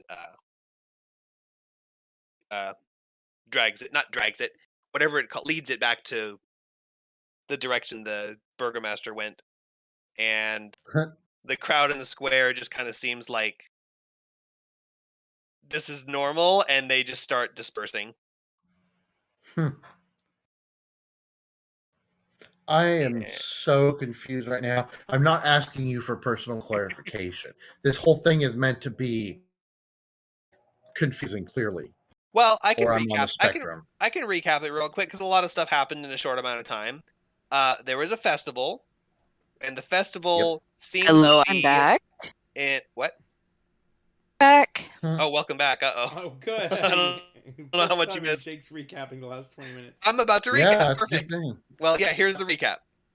There's a festival, and the festival seems to be, from what you've gleaned, rather than, I don't think anyone really asked anyone what the festival was.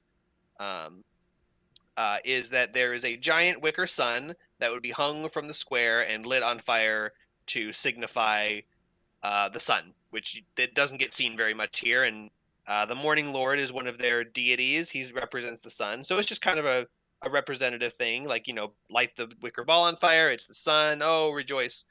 That didn't work very well because it was raining. The burgomaster blamed Erevan for delaying the performance and also got pissed off at this guy who laughed at him for the fire going out. So the festival failed, basically, because it was raining and the wicker ball didn't light up on fire. Guy laughed at him. Burgomaster said punish both Erevan and the guy. The crowd mustered around Erevan and said, no, we really like him. If you want to take him, you have to go through us. And he said, fine, whatever, I don't care. Biggie thought about might not stepping in as well. He never really made the decision, like he didn't have to because it kind of worked out. You were there in spirit. He was like, okay, I could be Spartacus and I could throw myself in front of Erevan, or I could be Rennicus and I could trot away. But fortunately, he did not. Yeah, he did not have to. Yeah, Rennicus. Spartacus? Rennicus. You say that you didn't have to make a decision because you just held back, but you know that if you do not stand against it, then you're taking the side of the oppressor. Mm-hmm. So really, you sided with the Baron against it. Isn't that a Rush lyric? I don't think so, but I don't really know many Rush songs, so pretty sure that's Rush. Indifference towards evil is evil or something, isn't the quote? Well, okay, yeah, I was joking, because I know that that's kind of obscure, but yeah, one of their big songs, Free Will, and he says, if you choose, I'm not going to do the voice, if you choose not to decide, you still have made a choice. Oh, okay. You that, yep. It's okay. If I was Canadian, I would love Rush. I'm not saying I don't. I'm just saying if I was Canadian, I would love Rush. I'm not saying I don't currently love them. They're okay. But if you were Canadian, you definitely. Yeah. So Erevan was saved by the crowd, but not necessarily in the best graces of the Baron. So that'd be up to you guys whether you want to go talk to him and apologize, or apologize for his gaslighting. Like you don't control the rain. Or if I was a druid, oh man, I was wishing I was a druid right about now. Oh my god. I was thinking about that, how many times you'd be in LOIO, and some people are like, are there any druids there? I'm going to waste 70 platinum gem to stop the whole zone from raining. You could have cast a chromatic orb fireball on it and try and light it on fire for him. And then he'd be like, oh, thank you. But it was kind of short notice. So I'm not suggesting that I'm not saying that was an option. I'm just saying I just thought of that. That would have been an idea. Well, unfortunately, we're not very good at our stuff. We're not good at the game.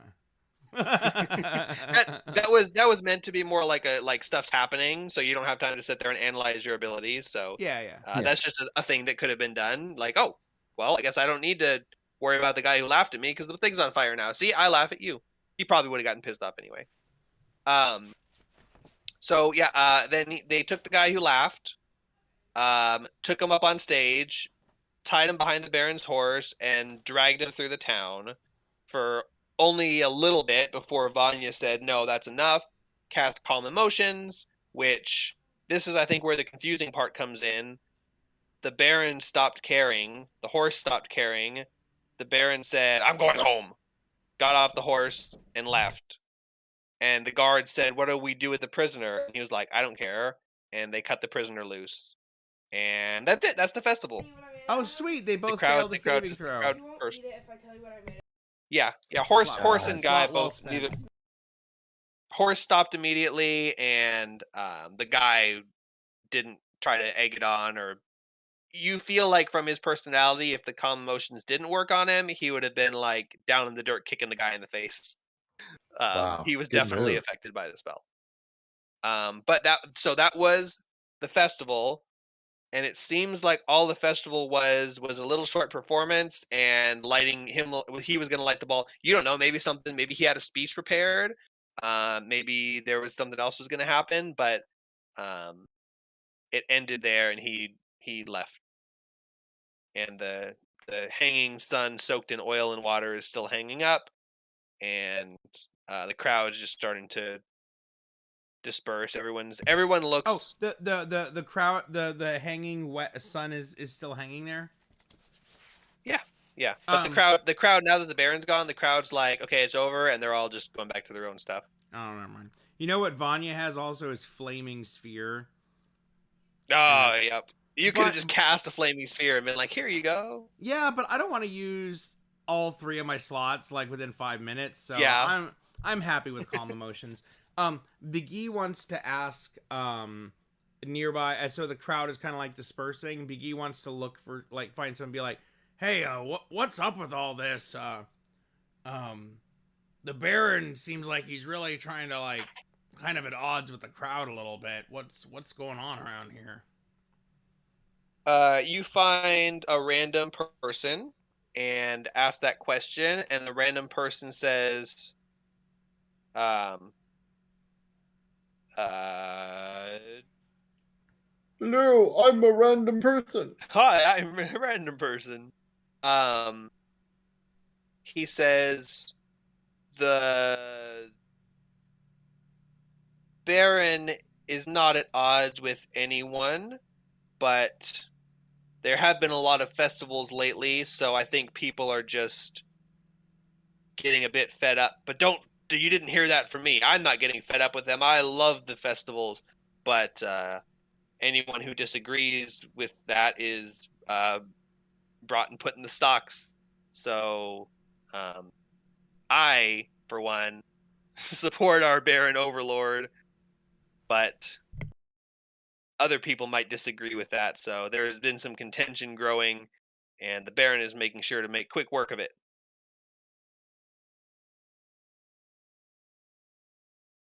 And he says, "That's all I know," and walks away. Um, Everything just cut out. Can anyone hear me? Yeah. Did I cut out? Maybe that's what happened. Can everyone else hear me? Yes. Did you hear what I was saying? What the guy said? I think. Yeah. Just recap it real quick. Yeah, I he said- think it cut out for me because I heard you say like 2 words and then there was like 20 seconds of silence. Okay. Well, I was pausing because I was trying to think. The guy says there have been a lot of festivals lately, and people are getting tired of the festivals, but not him. He loves the festivals, and he would never say such a thing. But the Baron swiftly punishes anyone who naysays his festivals or his rallies of support for the town's morale. We gotta get more info on the Baron. Okay, so is the festival? So my inclination is to go seek out some of those interesting characters from when we were here 6 months ago, meaning like 3 days ago.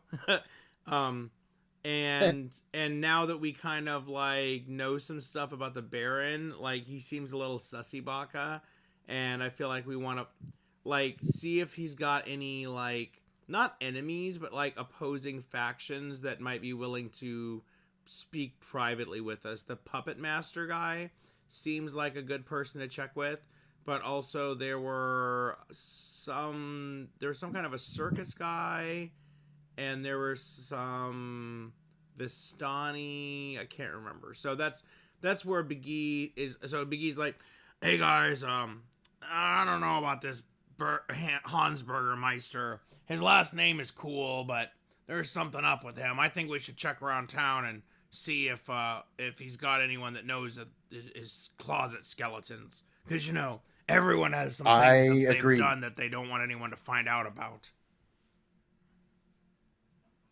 I completely agree with everything you said. Zoe, you see that as the crowd's dispersing, Biggie's talking to you, but you're kind of alert and looking around.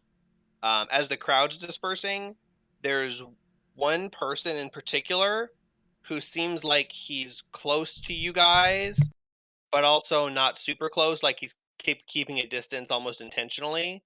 And when he sees you notice him, he turns around and walks away with the rest of the crowd. And you actually recall that you have seen him around town before, like in odd places. But he didn't seem like he just seemed like a townsperson randomly at the time. But now that you think back, you saw him kind of looking at you a long time, and you've seen him around before, almost like he's like stalking you. Chase him down.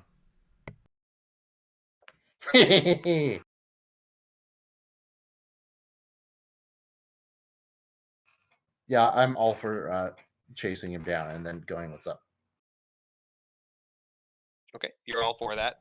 What are you guys doing? Okay, so Well, is what I was gonna. Big E's just gonna straight up offer, like, if we're doing a chase, we can all do it together or whatever. But Big E has lightning speed, so he is definitely all for trying to chase someone down. Are we tackling him? Are we trying to get his attention?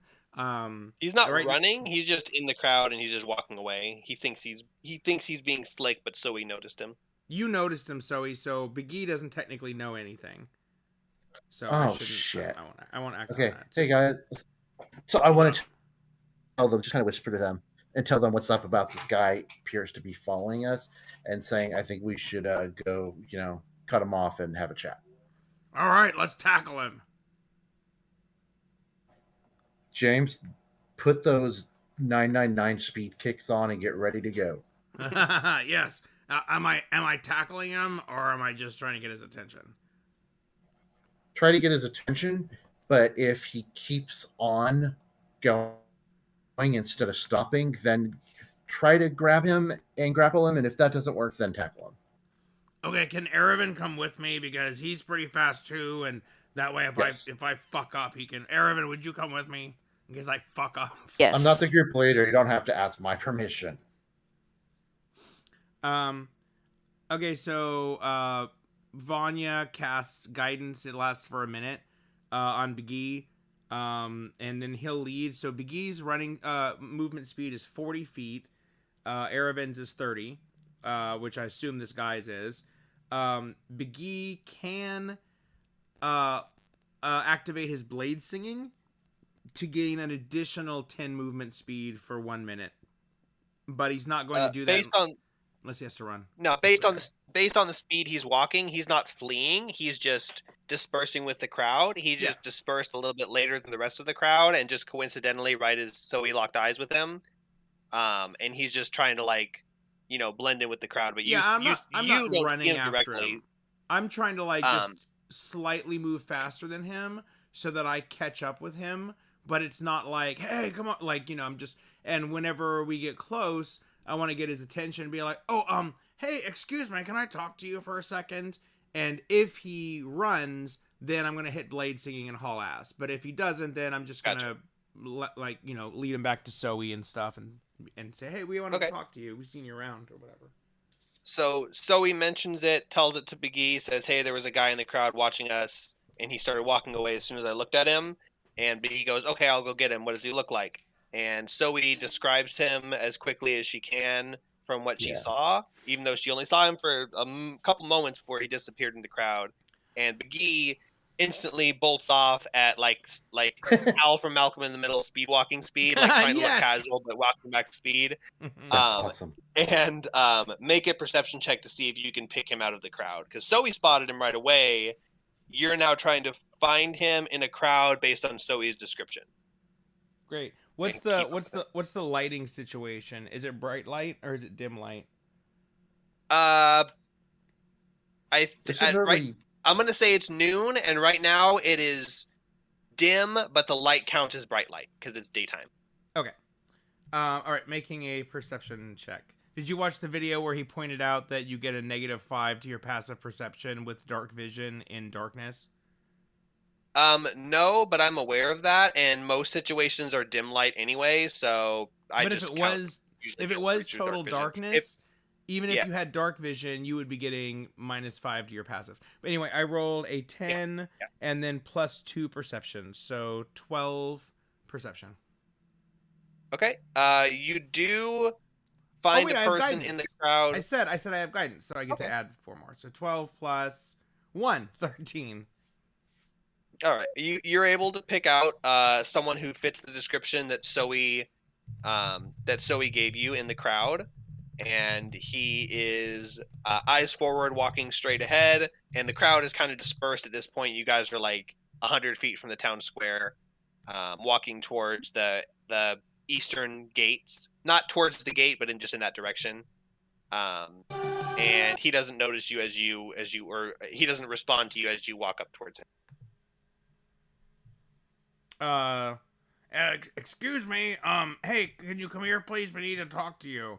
We think we saw you from earlier, and we might be able to help each other. He stops, looks around, sees that you're talking to him. He takes a second to stop, like he's walking, and then he goes, "Oh, you're."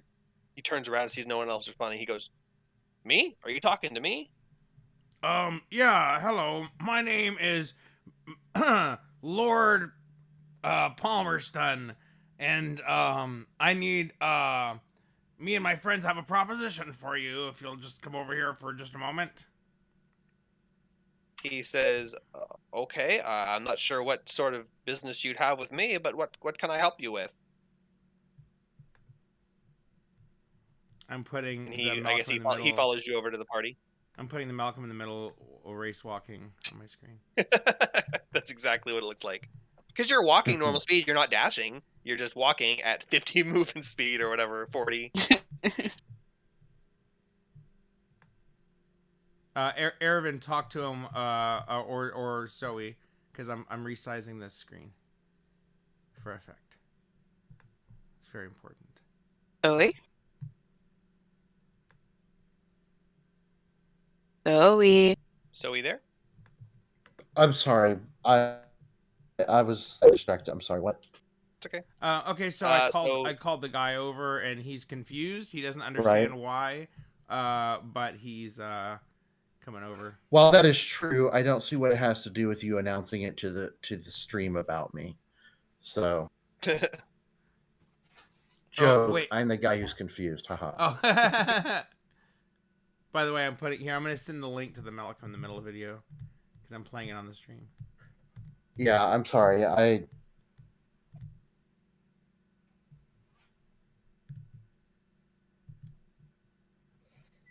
Why am I the one talking to him? Because I didn't catch him. Because you noticed him and said, "Hey, that guy's been following us around, so go get him." So Biggie goes, "Hey, excuse me, me and my friends need to speak to you for a minute." And he goes, "Okay," and then he followed us back.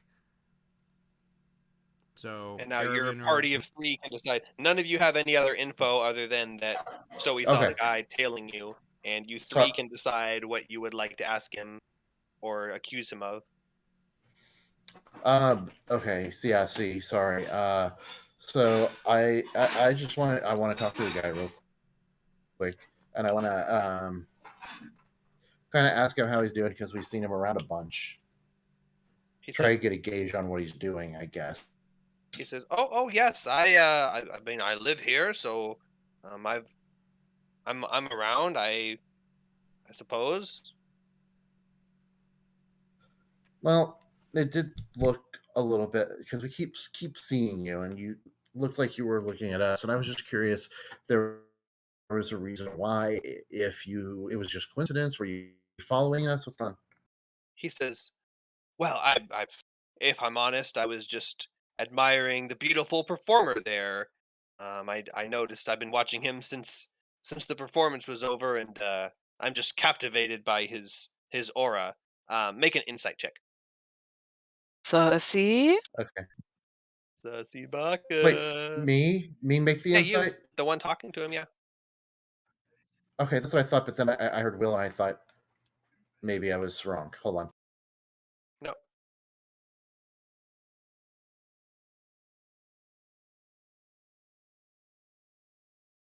This video's 3 minutes long.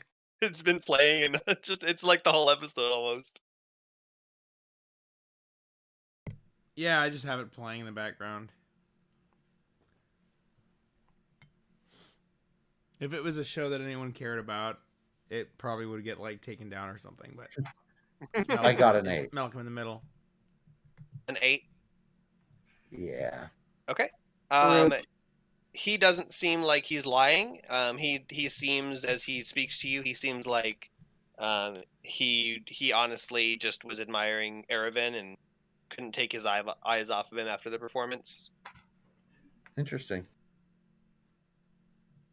Which I Well, guess is another way of saying that you have no way of telling whether or not he was being honest or not. right. But other than that, you take his. I mean, with a 0, you would say I would Yeah. just say, well, you have nothing to go on up other than his word. So Well, then I want to ask him some questions and say, hey, is the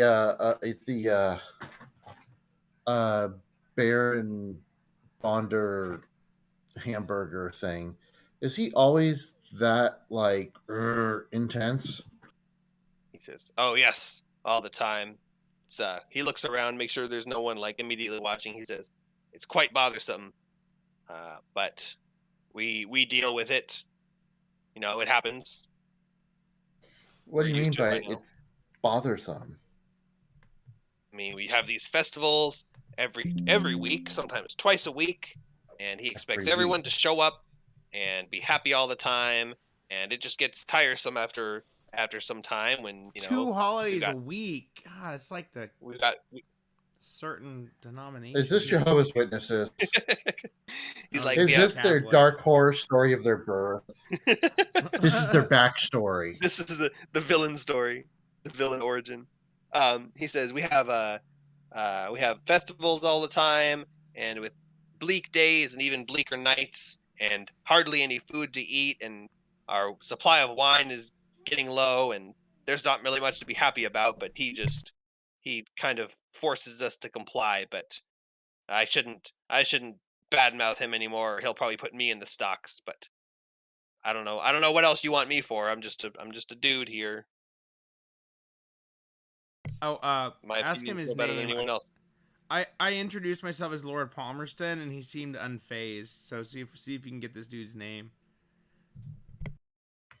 I don't have to be the only one talking to him. Yeah, you can ask him. Do you say that to Zoe? Yeah, Biggie's like, oh hey, I told this guy my name, but he didn't seem too interested in introducing himself. You want to give it a shot?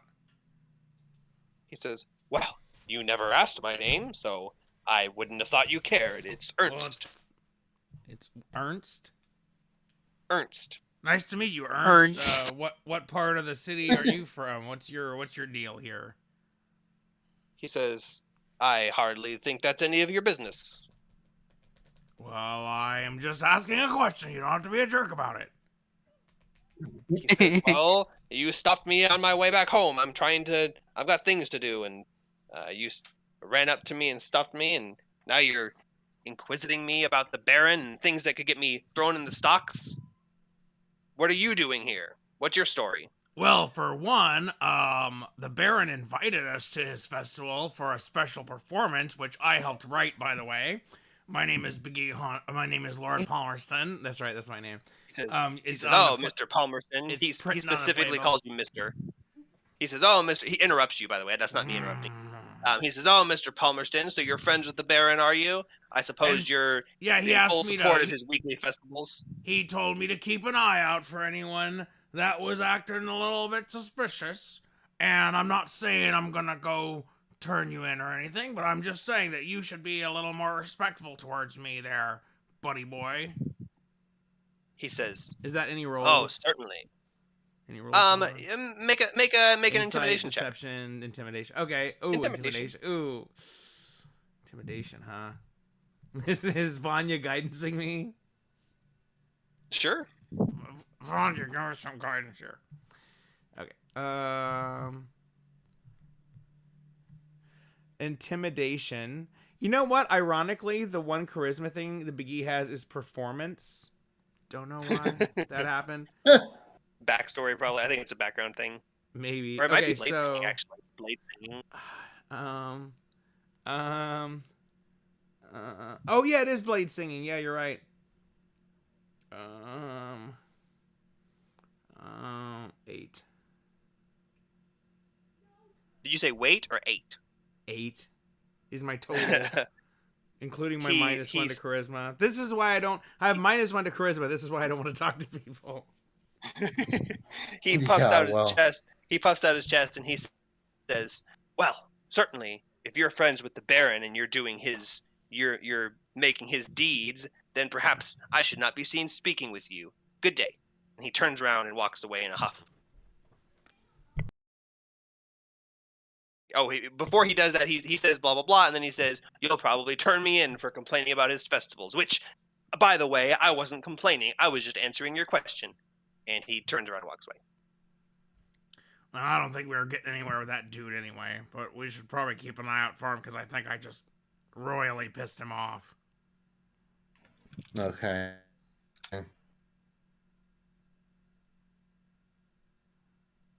Okay. Ugh. Anyone else? I guess, and if we don't see anything else that stands out, I guess we'll head to. Well, we could either go to the inn and see if there's anyone hanging out there. I don't know if there's any other. I mean, the town square seems like the only other place where we'd find people. Or we could just go to Blinsky's place, and he's someone we know that we haven't pissed off yet, so maybe he'd want to chat with us or whatever. Because we need to find out more about the Baron, I feel.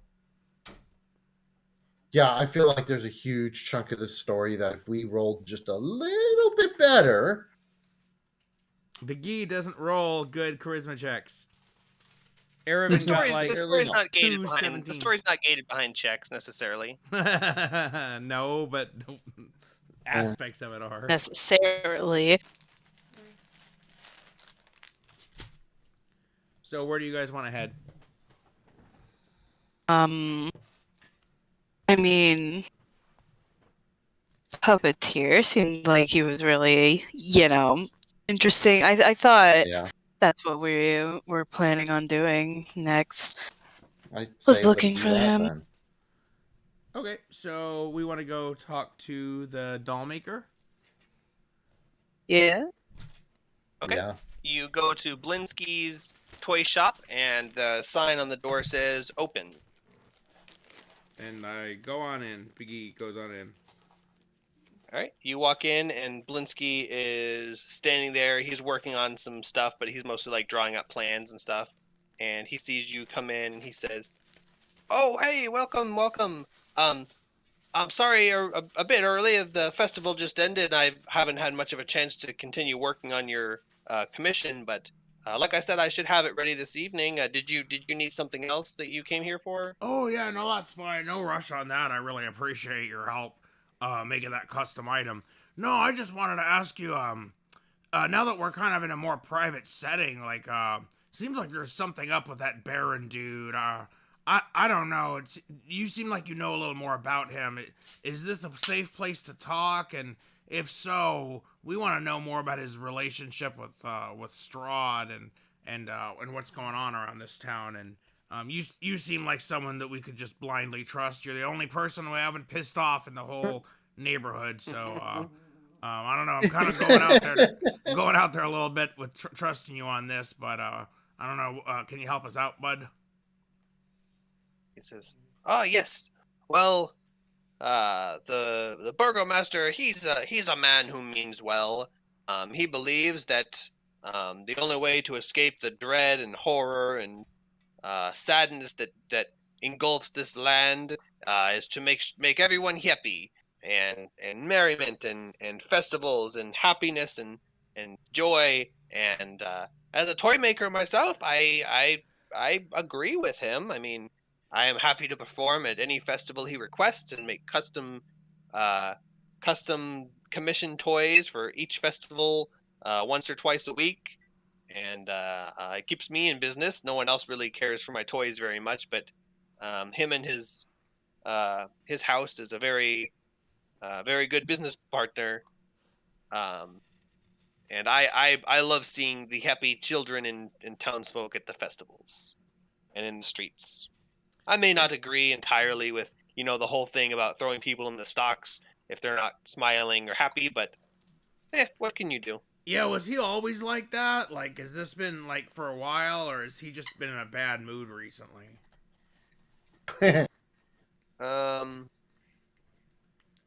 Is he on his myriad? You know, man. Period.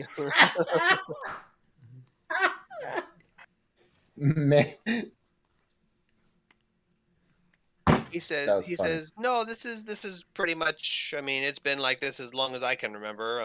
I'm sure it wasn't always like this, but ever since he's been Baron, he's made it a point to have regular celebrations and encourage happiness and smiling and How joy long and has he merriment. been the Baron of this place? A couple of decades, I don't know. A while, huh? Decades. Is he like a Yeah, he's an servant old of dude. Strahd or anything? Also, are you a servant of Strahd? Just wondering. He says, heavens no, we are very opposed to Strahd. That's what the festivals are for, is to stay happy, and because that crazy uh you know uh what were the devil Strahd, he feeds on madness and fear and depression, and he loves to see everyone around here uh, uh, in horrible moods. And the Baron believes the best way to combat that is for everyone to be happy despite the badness, and that's why he punishes people who aren't happy in public or who down talk his methods. Do you agree with those But we certainly methods, don't. or are you like critical of them? He says, I mean, I'm mostly the Baron is Biden and the toy maker is Bernie Sanders. He agrees.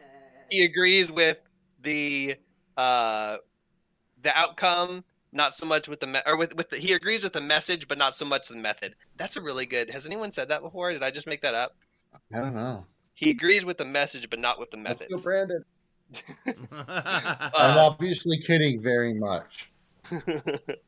But yeah, he's not necessarily in support of the whole dragging behind a horse or putting people in the stocks or other things that he does, but he certainly encourages that people be happy and does his best, does his part.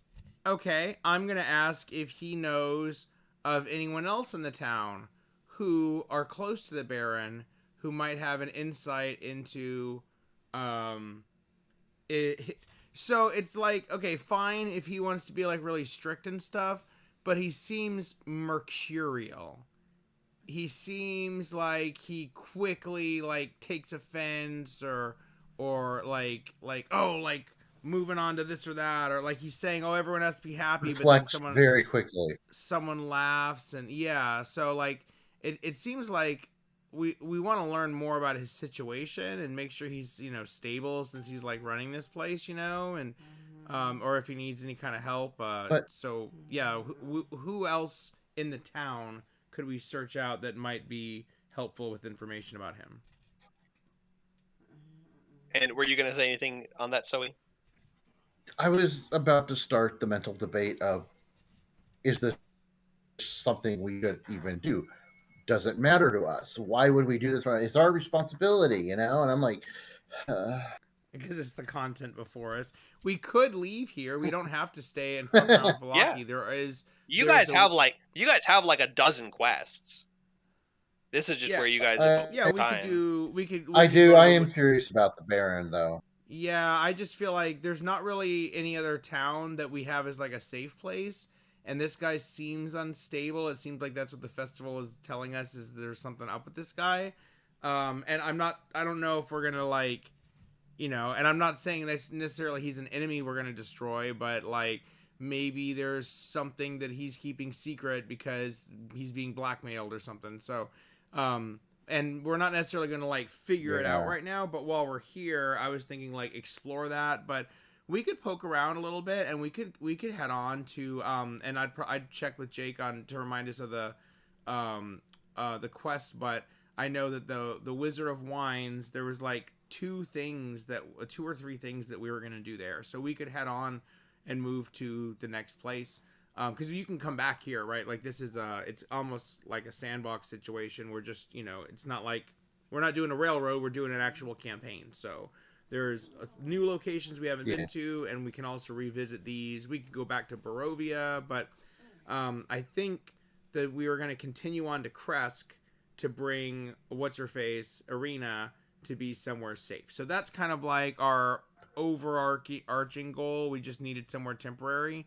So yeah, we don't really have to, yeah, we can pursue it now, but after we get some information and we're not really finding anything else, we can move on and then come back. Those are my thoughts.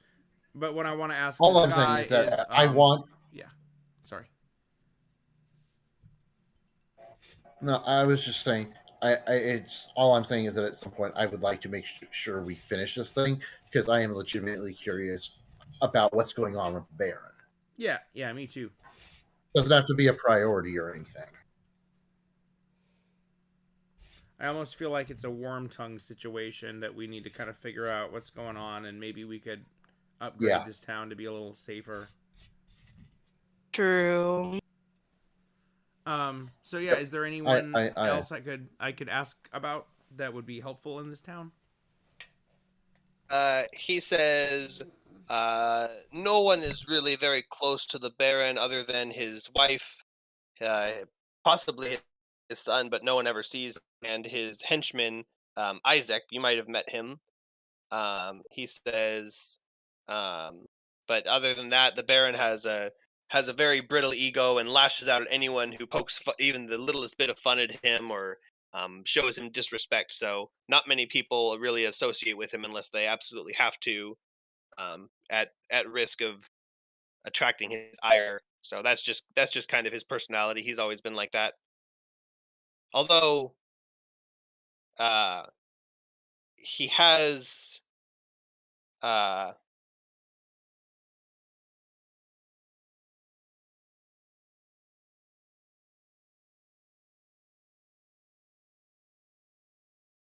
no, there is no there is no although. Sorry for the build up. I was thinking of something else. He's always been like that. He's not, and that description that he's giving you kind of matches up with what you've seen. You're describing him kind of as like possessed or crazed or not right in the head, and all those things are true to an extent, but based on what this guy's telling you, that's just his personality. He's kind of an asshole. It's kind of like Trump. You're like, it's like, wow, something must be wrong with Trump. It's like, nope, that's just who he is. He's an asshole. And you got to stay on his good side or get screwed. Nope, that's just him. So it's I mean, maybe he's always been possessed. Maybe he's a devil in hiding or something. But he's always been like this. He's got a very short temper, very quick to anger, and very, very dedicated to his facade of happiness in the town. Okay. Well, is there anyone else in town that would be helpful just in general, like that to just go seek out for advice in this land or anything like that? Or like, is it worth hanging around here for a little bit? Anyone else to talk to? He says, and I'm asking him. Obviously, he's not going to necessarily tell us, but I mean, like, I'm asking him if he knows of anyone. Because we met a couple other people. We could go search around, but yeah, I'm just asking him. He says, there are plenty of, not plenty, there are a couple of kind and trustworthy people in this town, although most people will be wary of strangers. Some you might have already met, of course. The priest in the church is a little bit quirky, but he means well, and he takes in the poor, misfortunate children. And the owners of the Blue Water Inn, they're a very kind family, and so if you have any questions or need any help, I'm sure they'd be more than happy to help wayward adventurers. But other than that, this town is mostly what you've seen, and it's like this. And the only way through it is stay out of the Baron's way and do what he says. Okay, so sorry, the cats were hissing. Can you just recap the other parties? He said the owners of the inn, and who else? The priest. He says he's a little quirky, but he means well. He takes in misfortunate kids, things like that. But Oh, we talked to you're the asking, priest. you're asking about.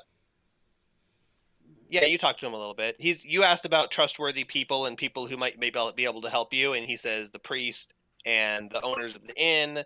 But other than that, and myself, of course. Other than that, this town is not really a sanctuary of goodness or kindness or helpfulness, and people are very wary of strangers. But that's true. This whole place, Okay, well they're not then used to outsiders. to kind of plan our next journeys, we were heading towards. You seem very helpful. Thank you, very much. And obviously we're not running off anywhere just yet. But maybe tomorrow we'll be heading out. Do you know of? We're thinking of heading towards Kresk. That seems like the safest place that we've heard of so far. And about how far is that? Do you know? And also we were gonna stop at the winery. I think that might be around here somewhere. Is that like on the way, or can you provide any help, guidance as far as those destinations? He says the Kresk is at the very far end of the valley, so that'd be probably about as far from here as Barovia, maybe a little bit closer, and you don't have to climb through the mountains, so it's probably a little bit quicker or closer. And he says it takes from here about exactly. Hold on.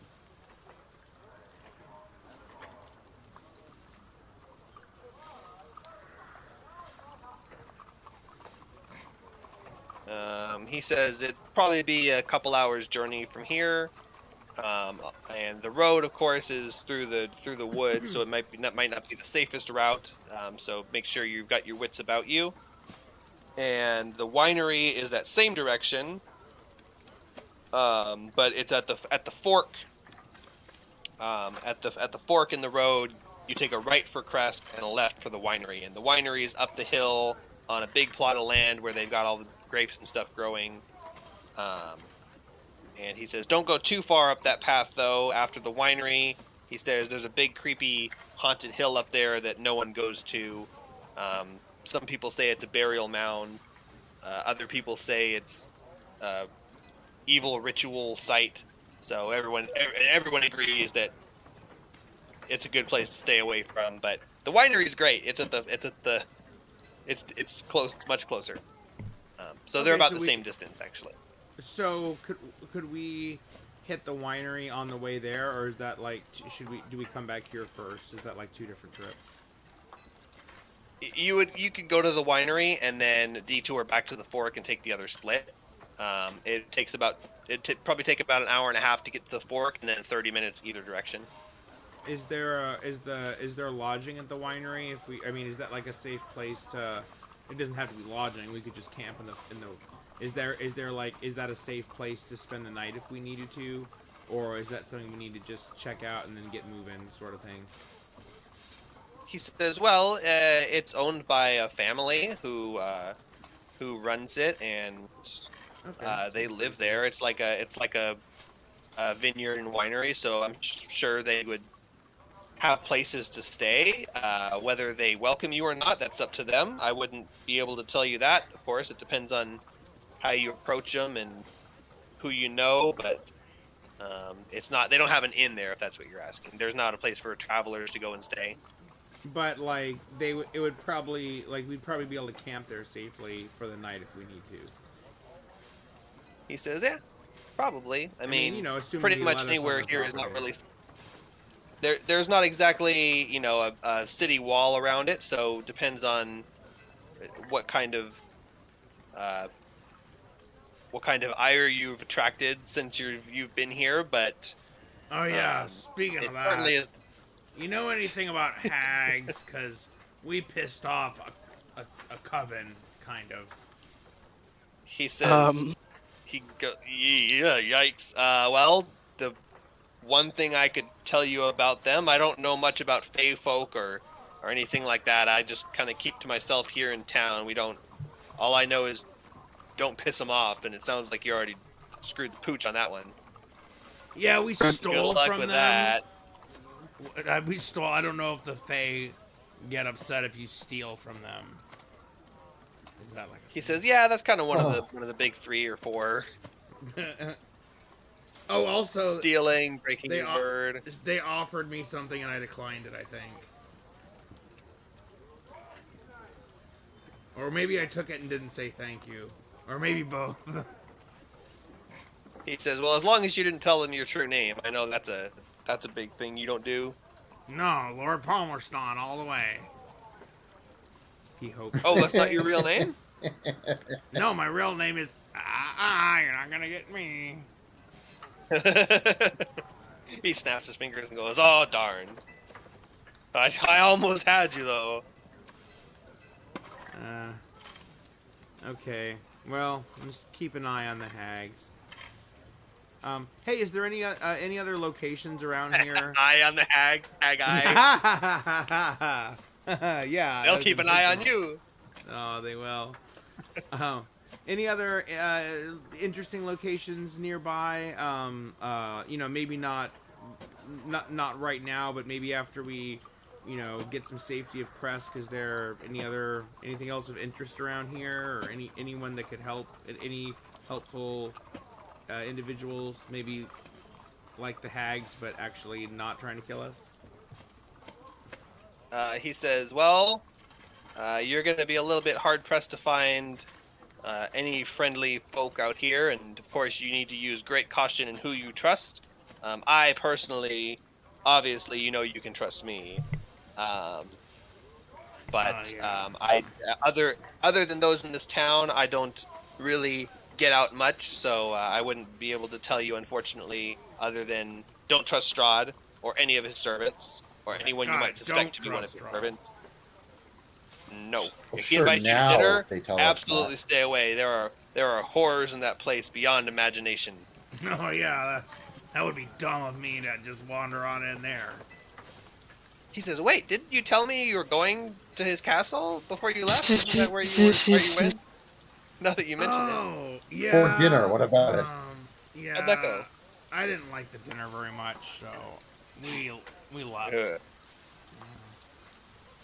He kind of trapped Oh, us that's good. there, but we escaped. Oh yeah, we escaped from Strahd's castle. Be impressed. Oh, that's very admirable of you. Yeah, we did that. I believe that story. Yeah, we got trapped. We fought gargoyles. Yep. Oh, really? Gargoyles? Yeah. Like the statues? Yeah, but then he appeared, and then he told us a riddle, and then I solved it, and then we just walked out, and he let us just walk out. Oh, that's impressive. I'm very impressed. It really was him who solved it too.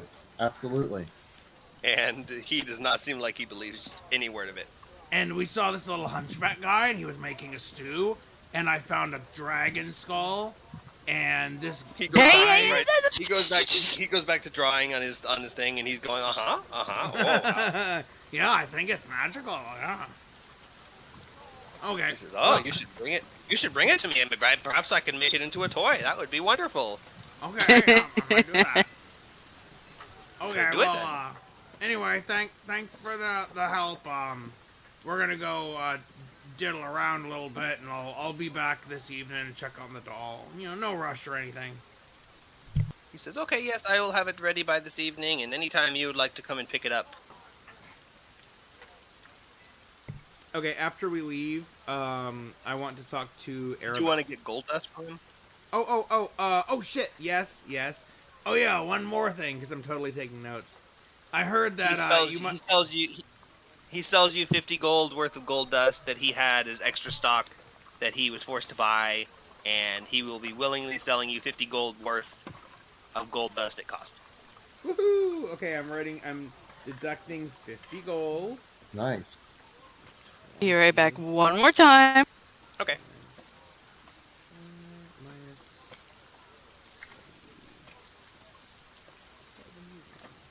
So now I have 71 gold on my person. That's 121 gold minus 50. And that takes my total gold from 971 down to 921. And under treasure, I'm going to write Um, 2x 25 GP golden dust.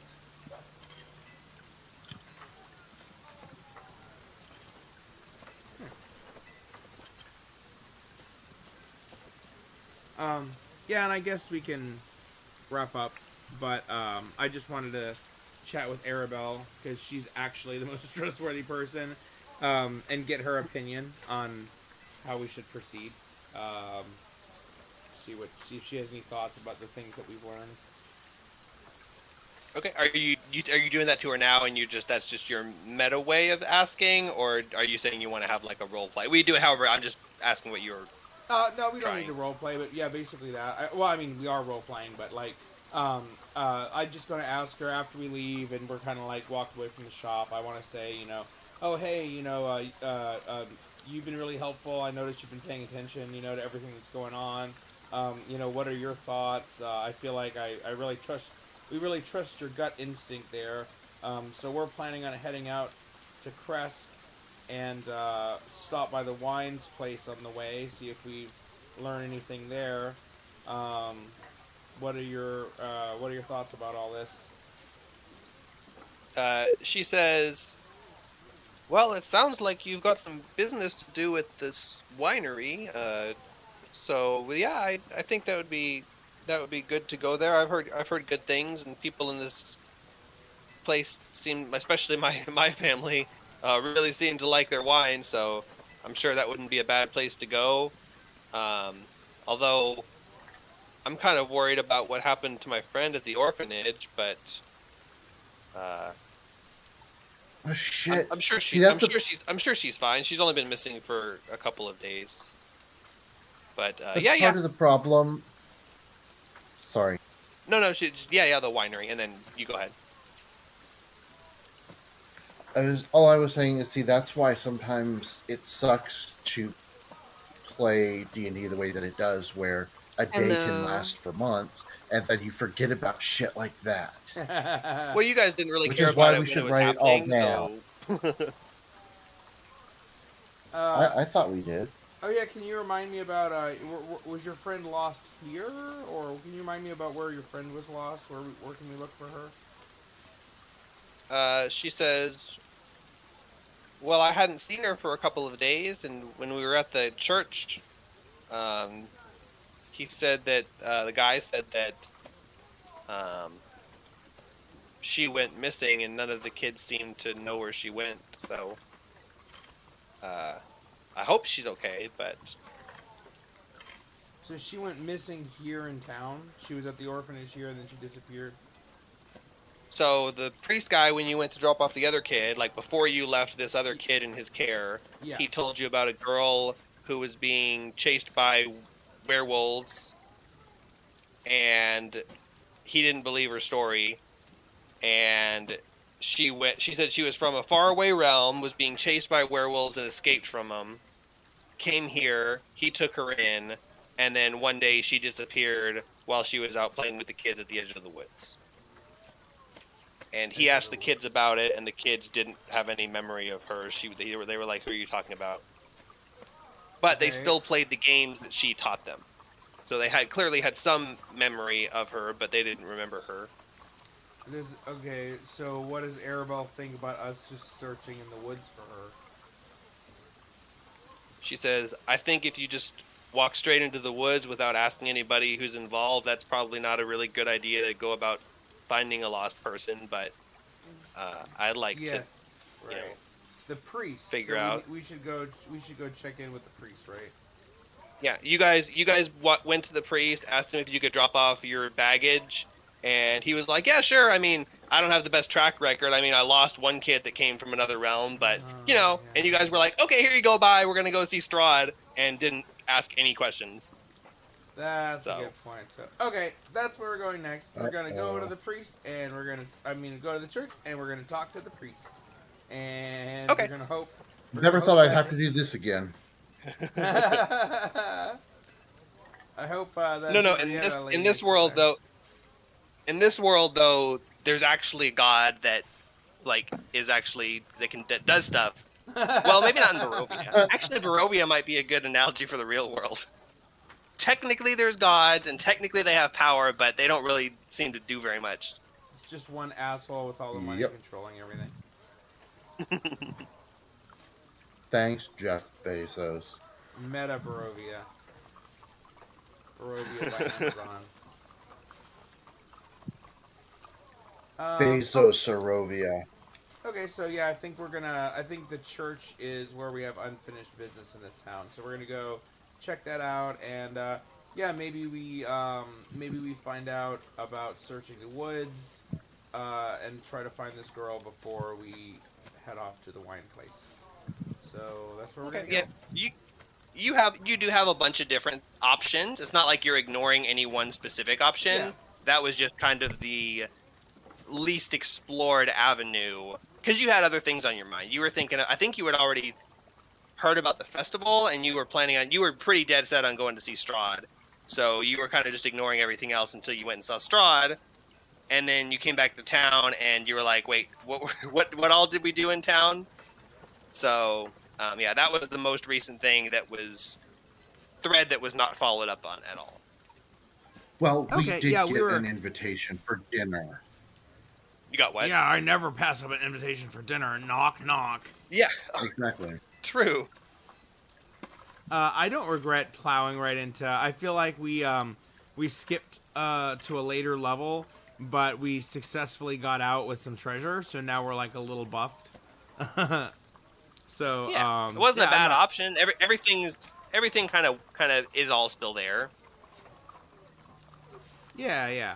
So yeah, I think we'll tie up loose ends with the priest and see what's there before we head off. Because I'm ready to go to Kresk, but if there's other stuff, if there's a kid to rescue here, then we'll check. And maybe there's like a cave nearby with goblins or something.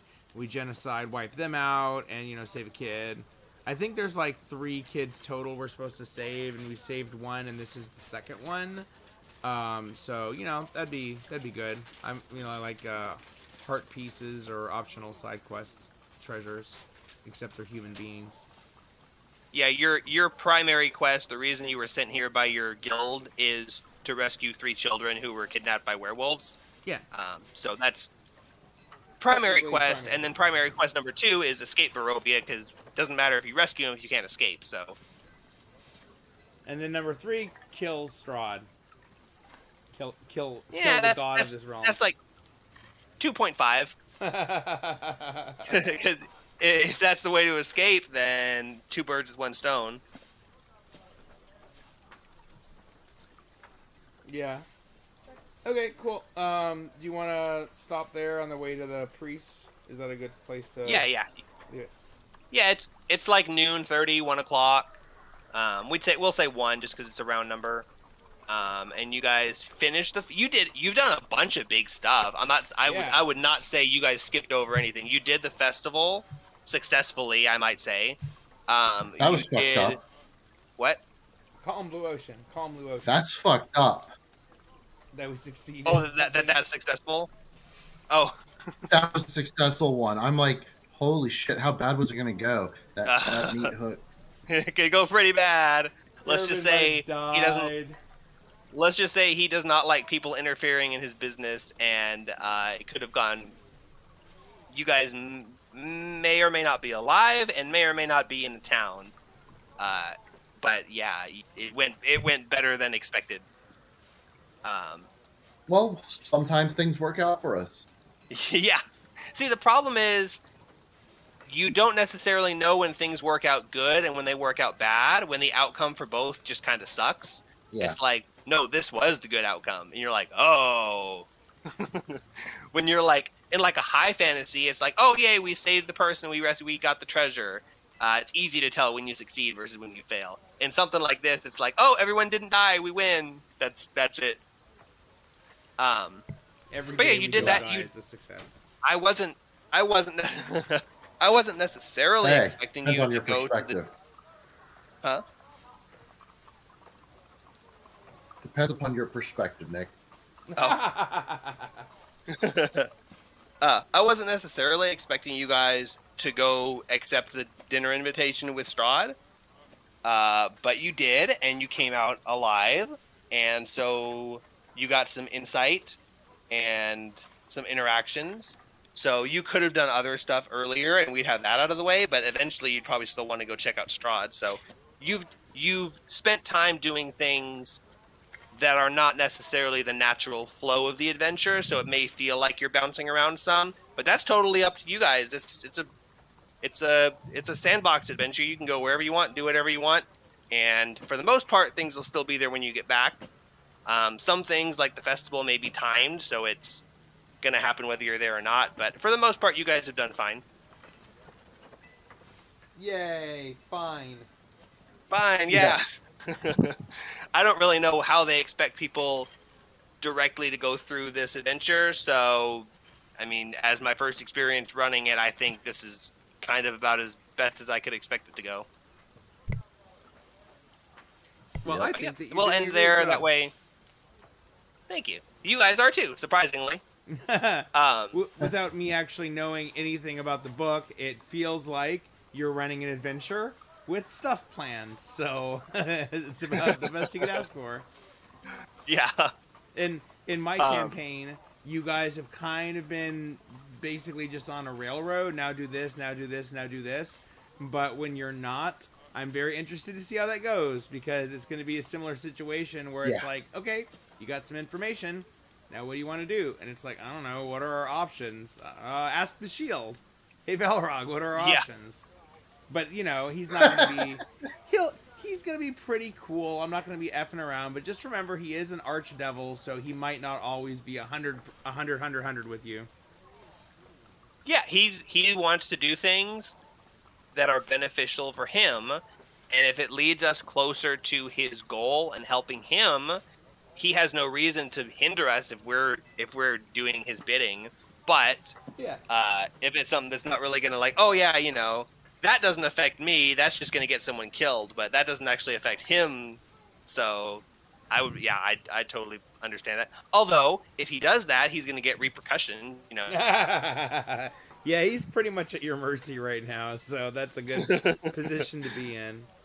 But yeah, once it's, you know, that's what's cool about playing a long-term adventure, is it's not just like, okay, you arrive in a town and there's a plague of monsters and you get sent to kill the monsters, and here's the big bad, and now you get a treasure that you never get to spend because the mission's over.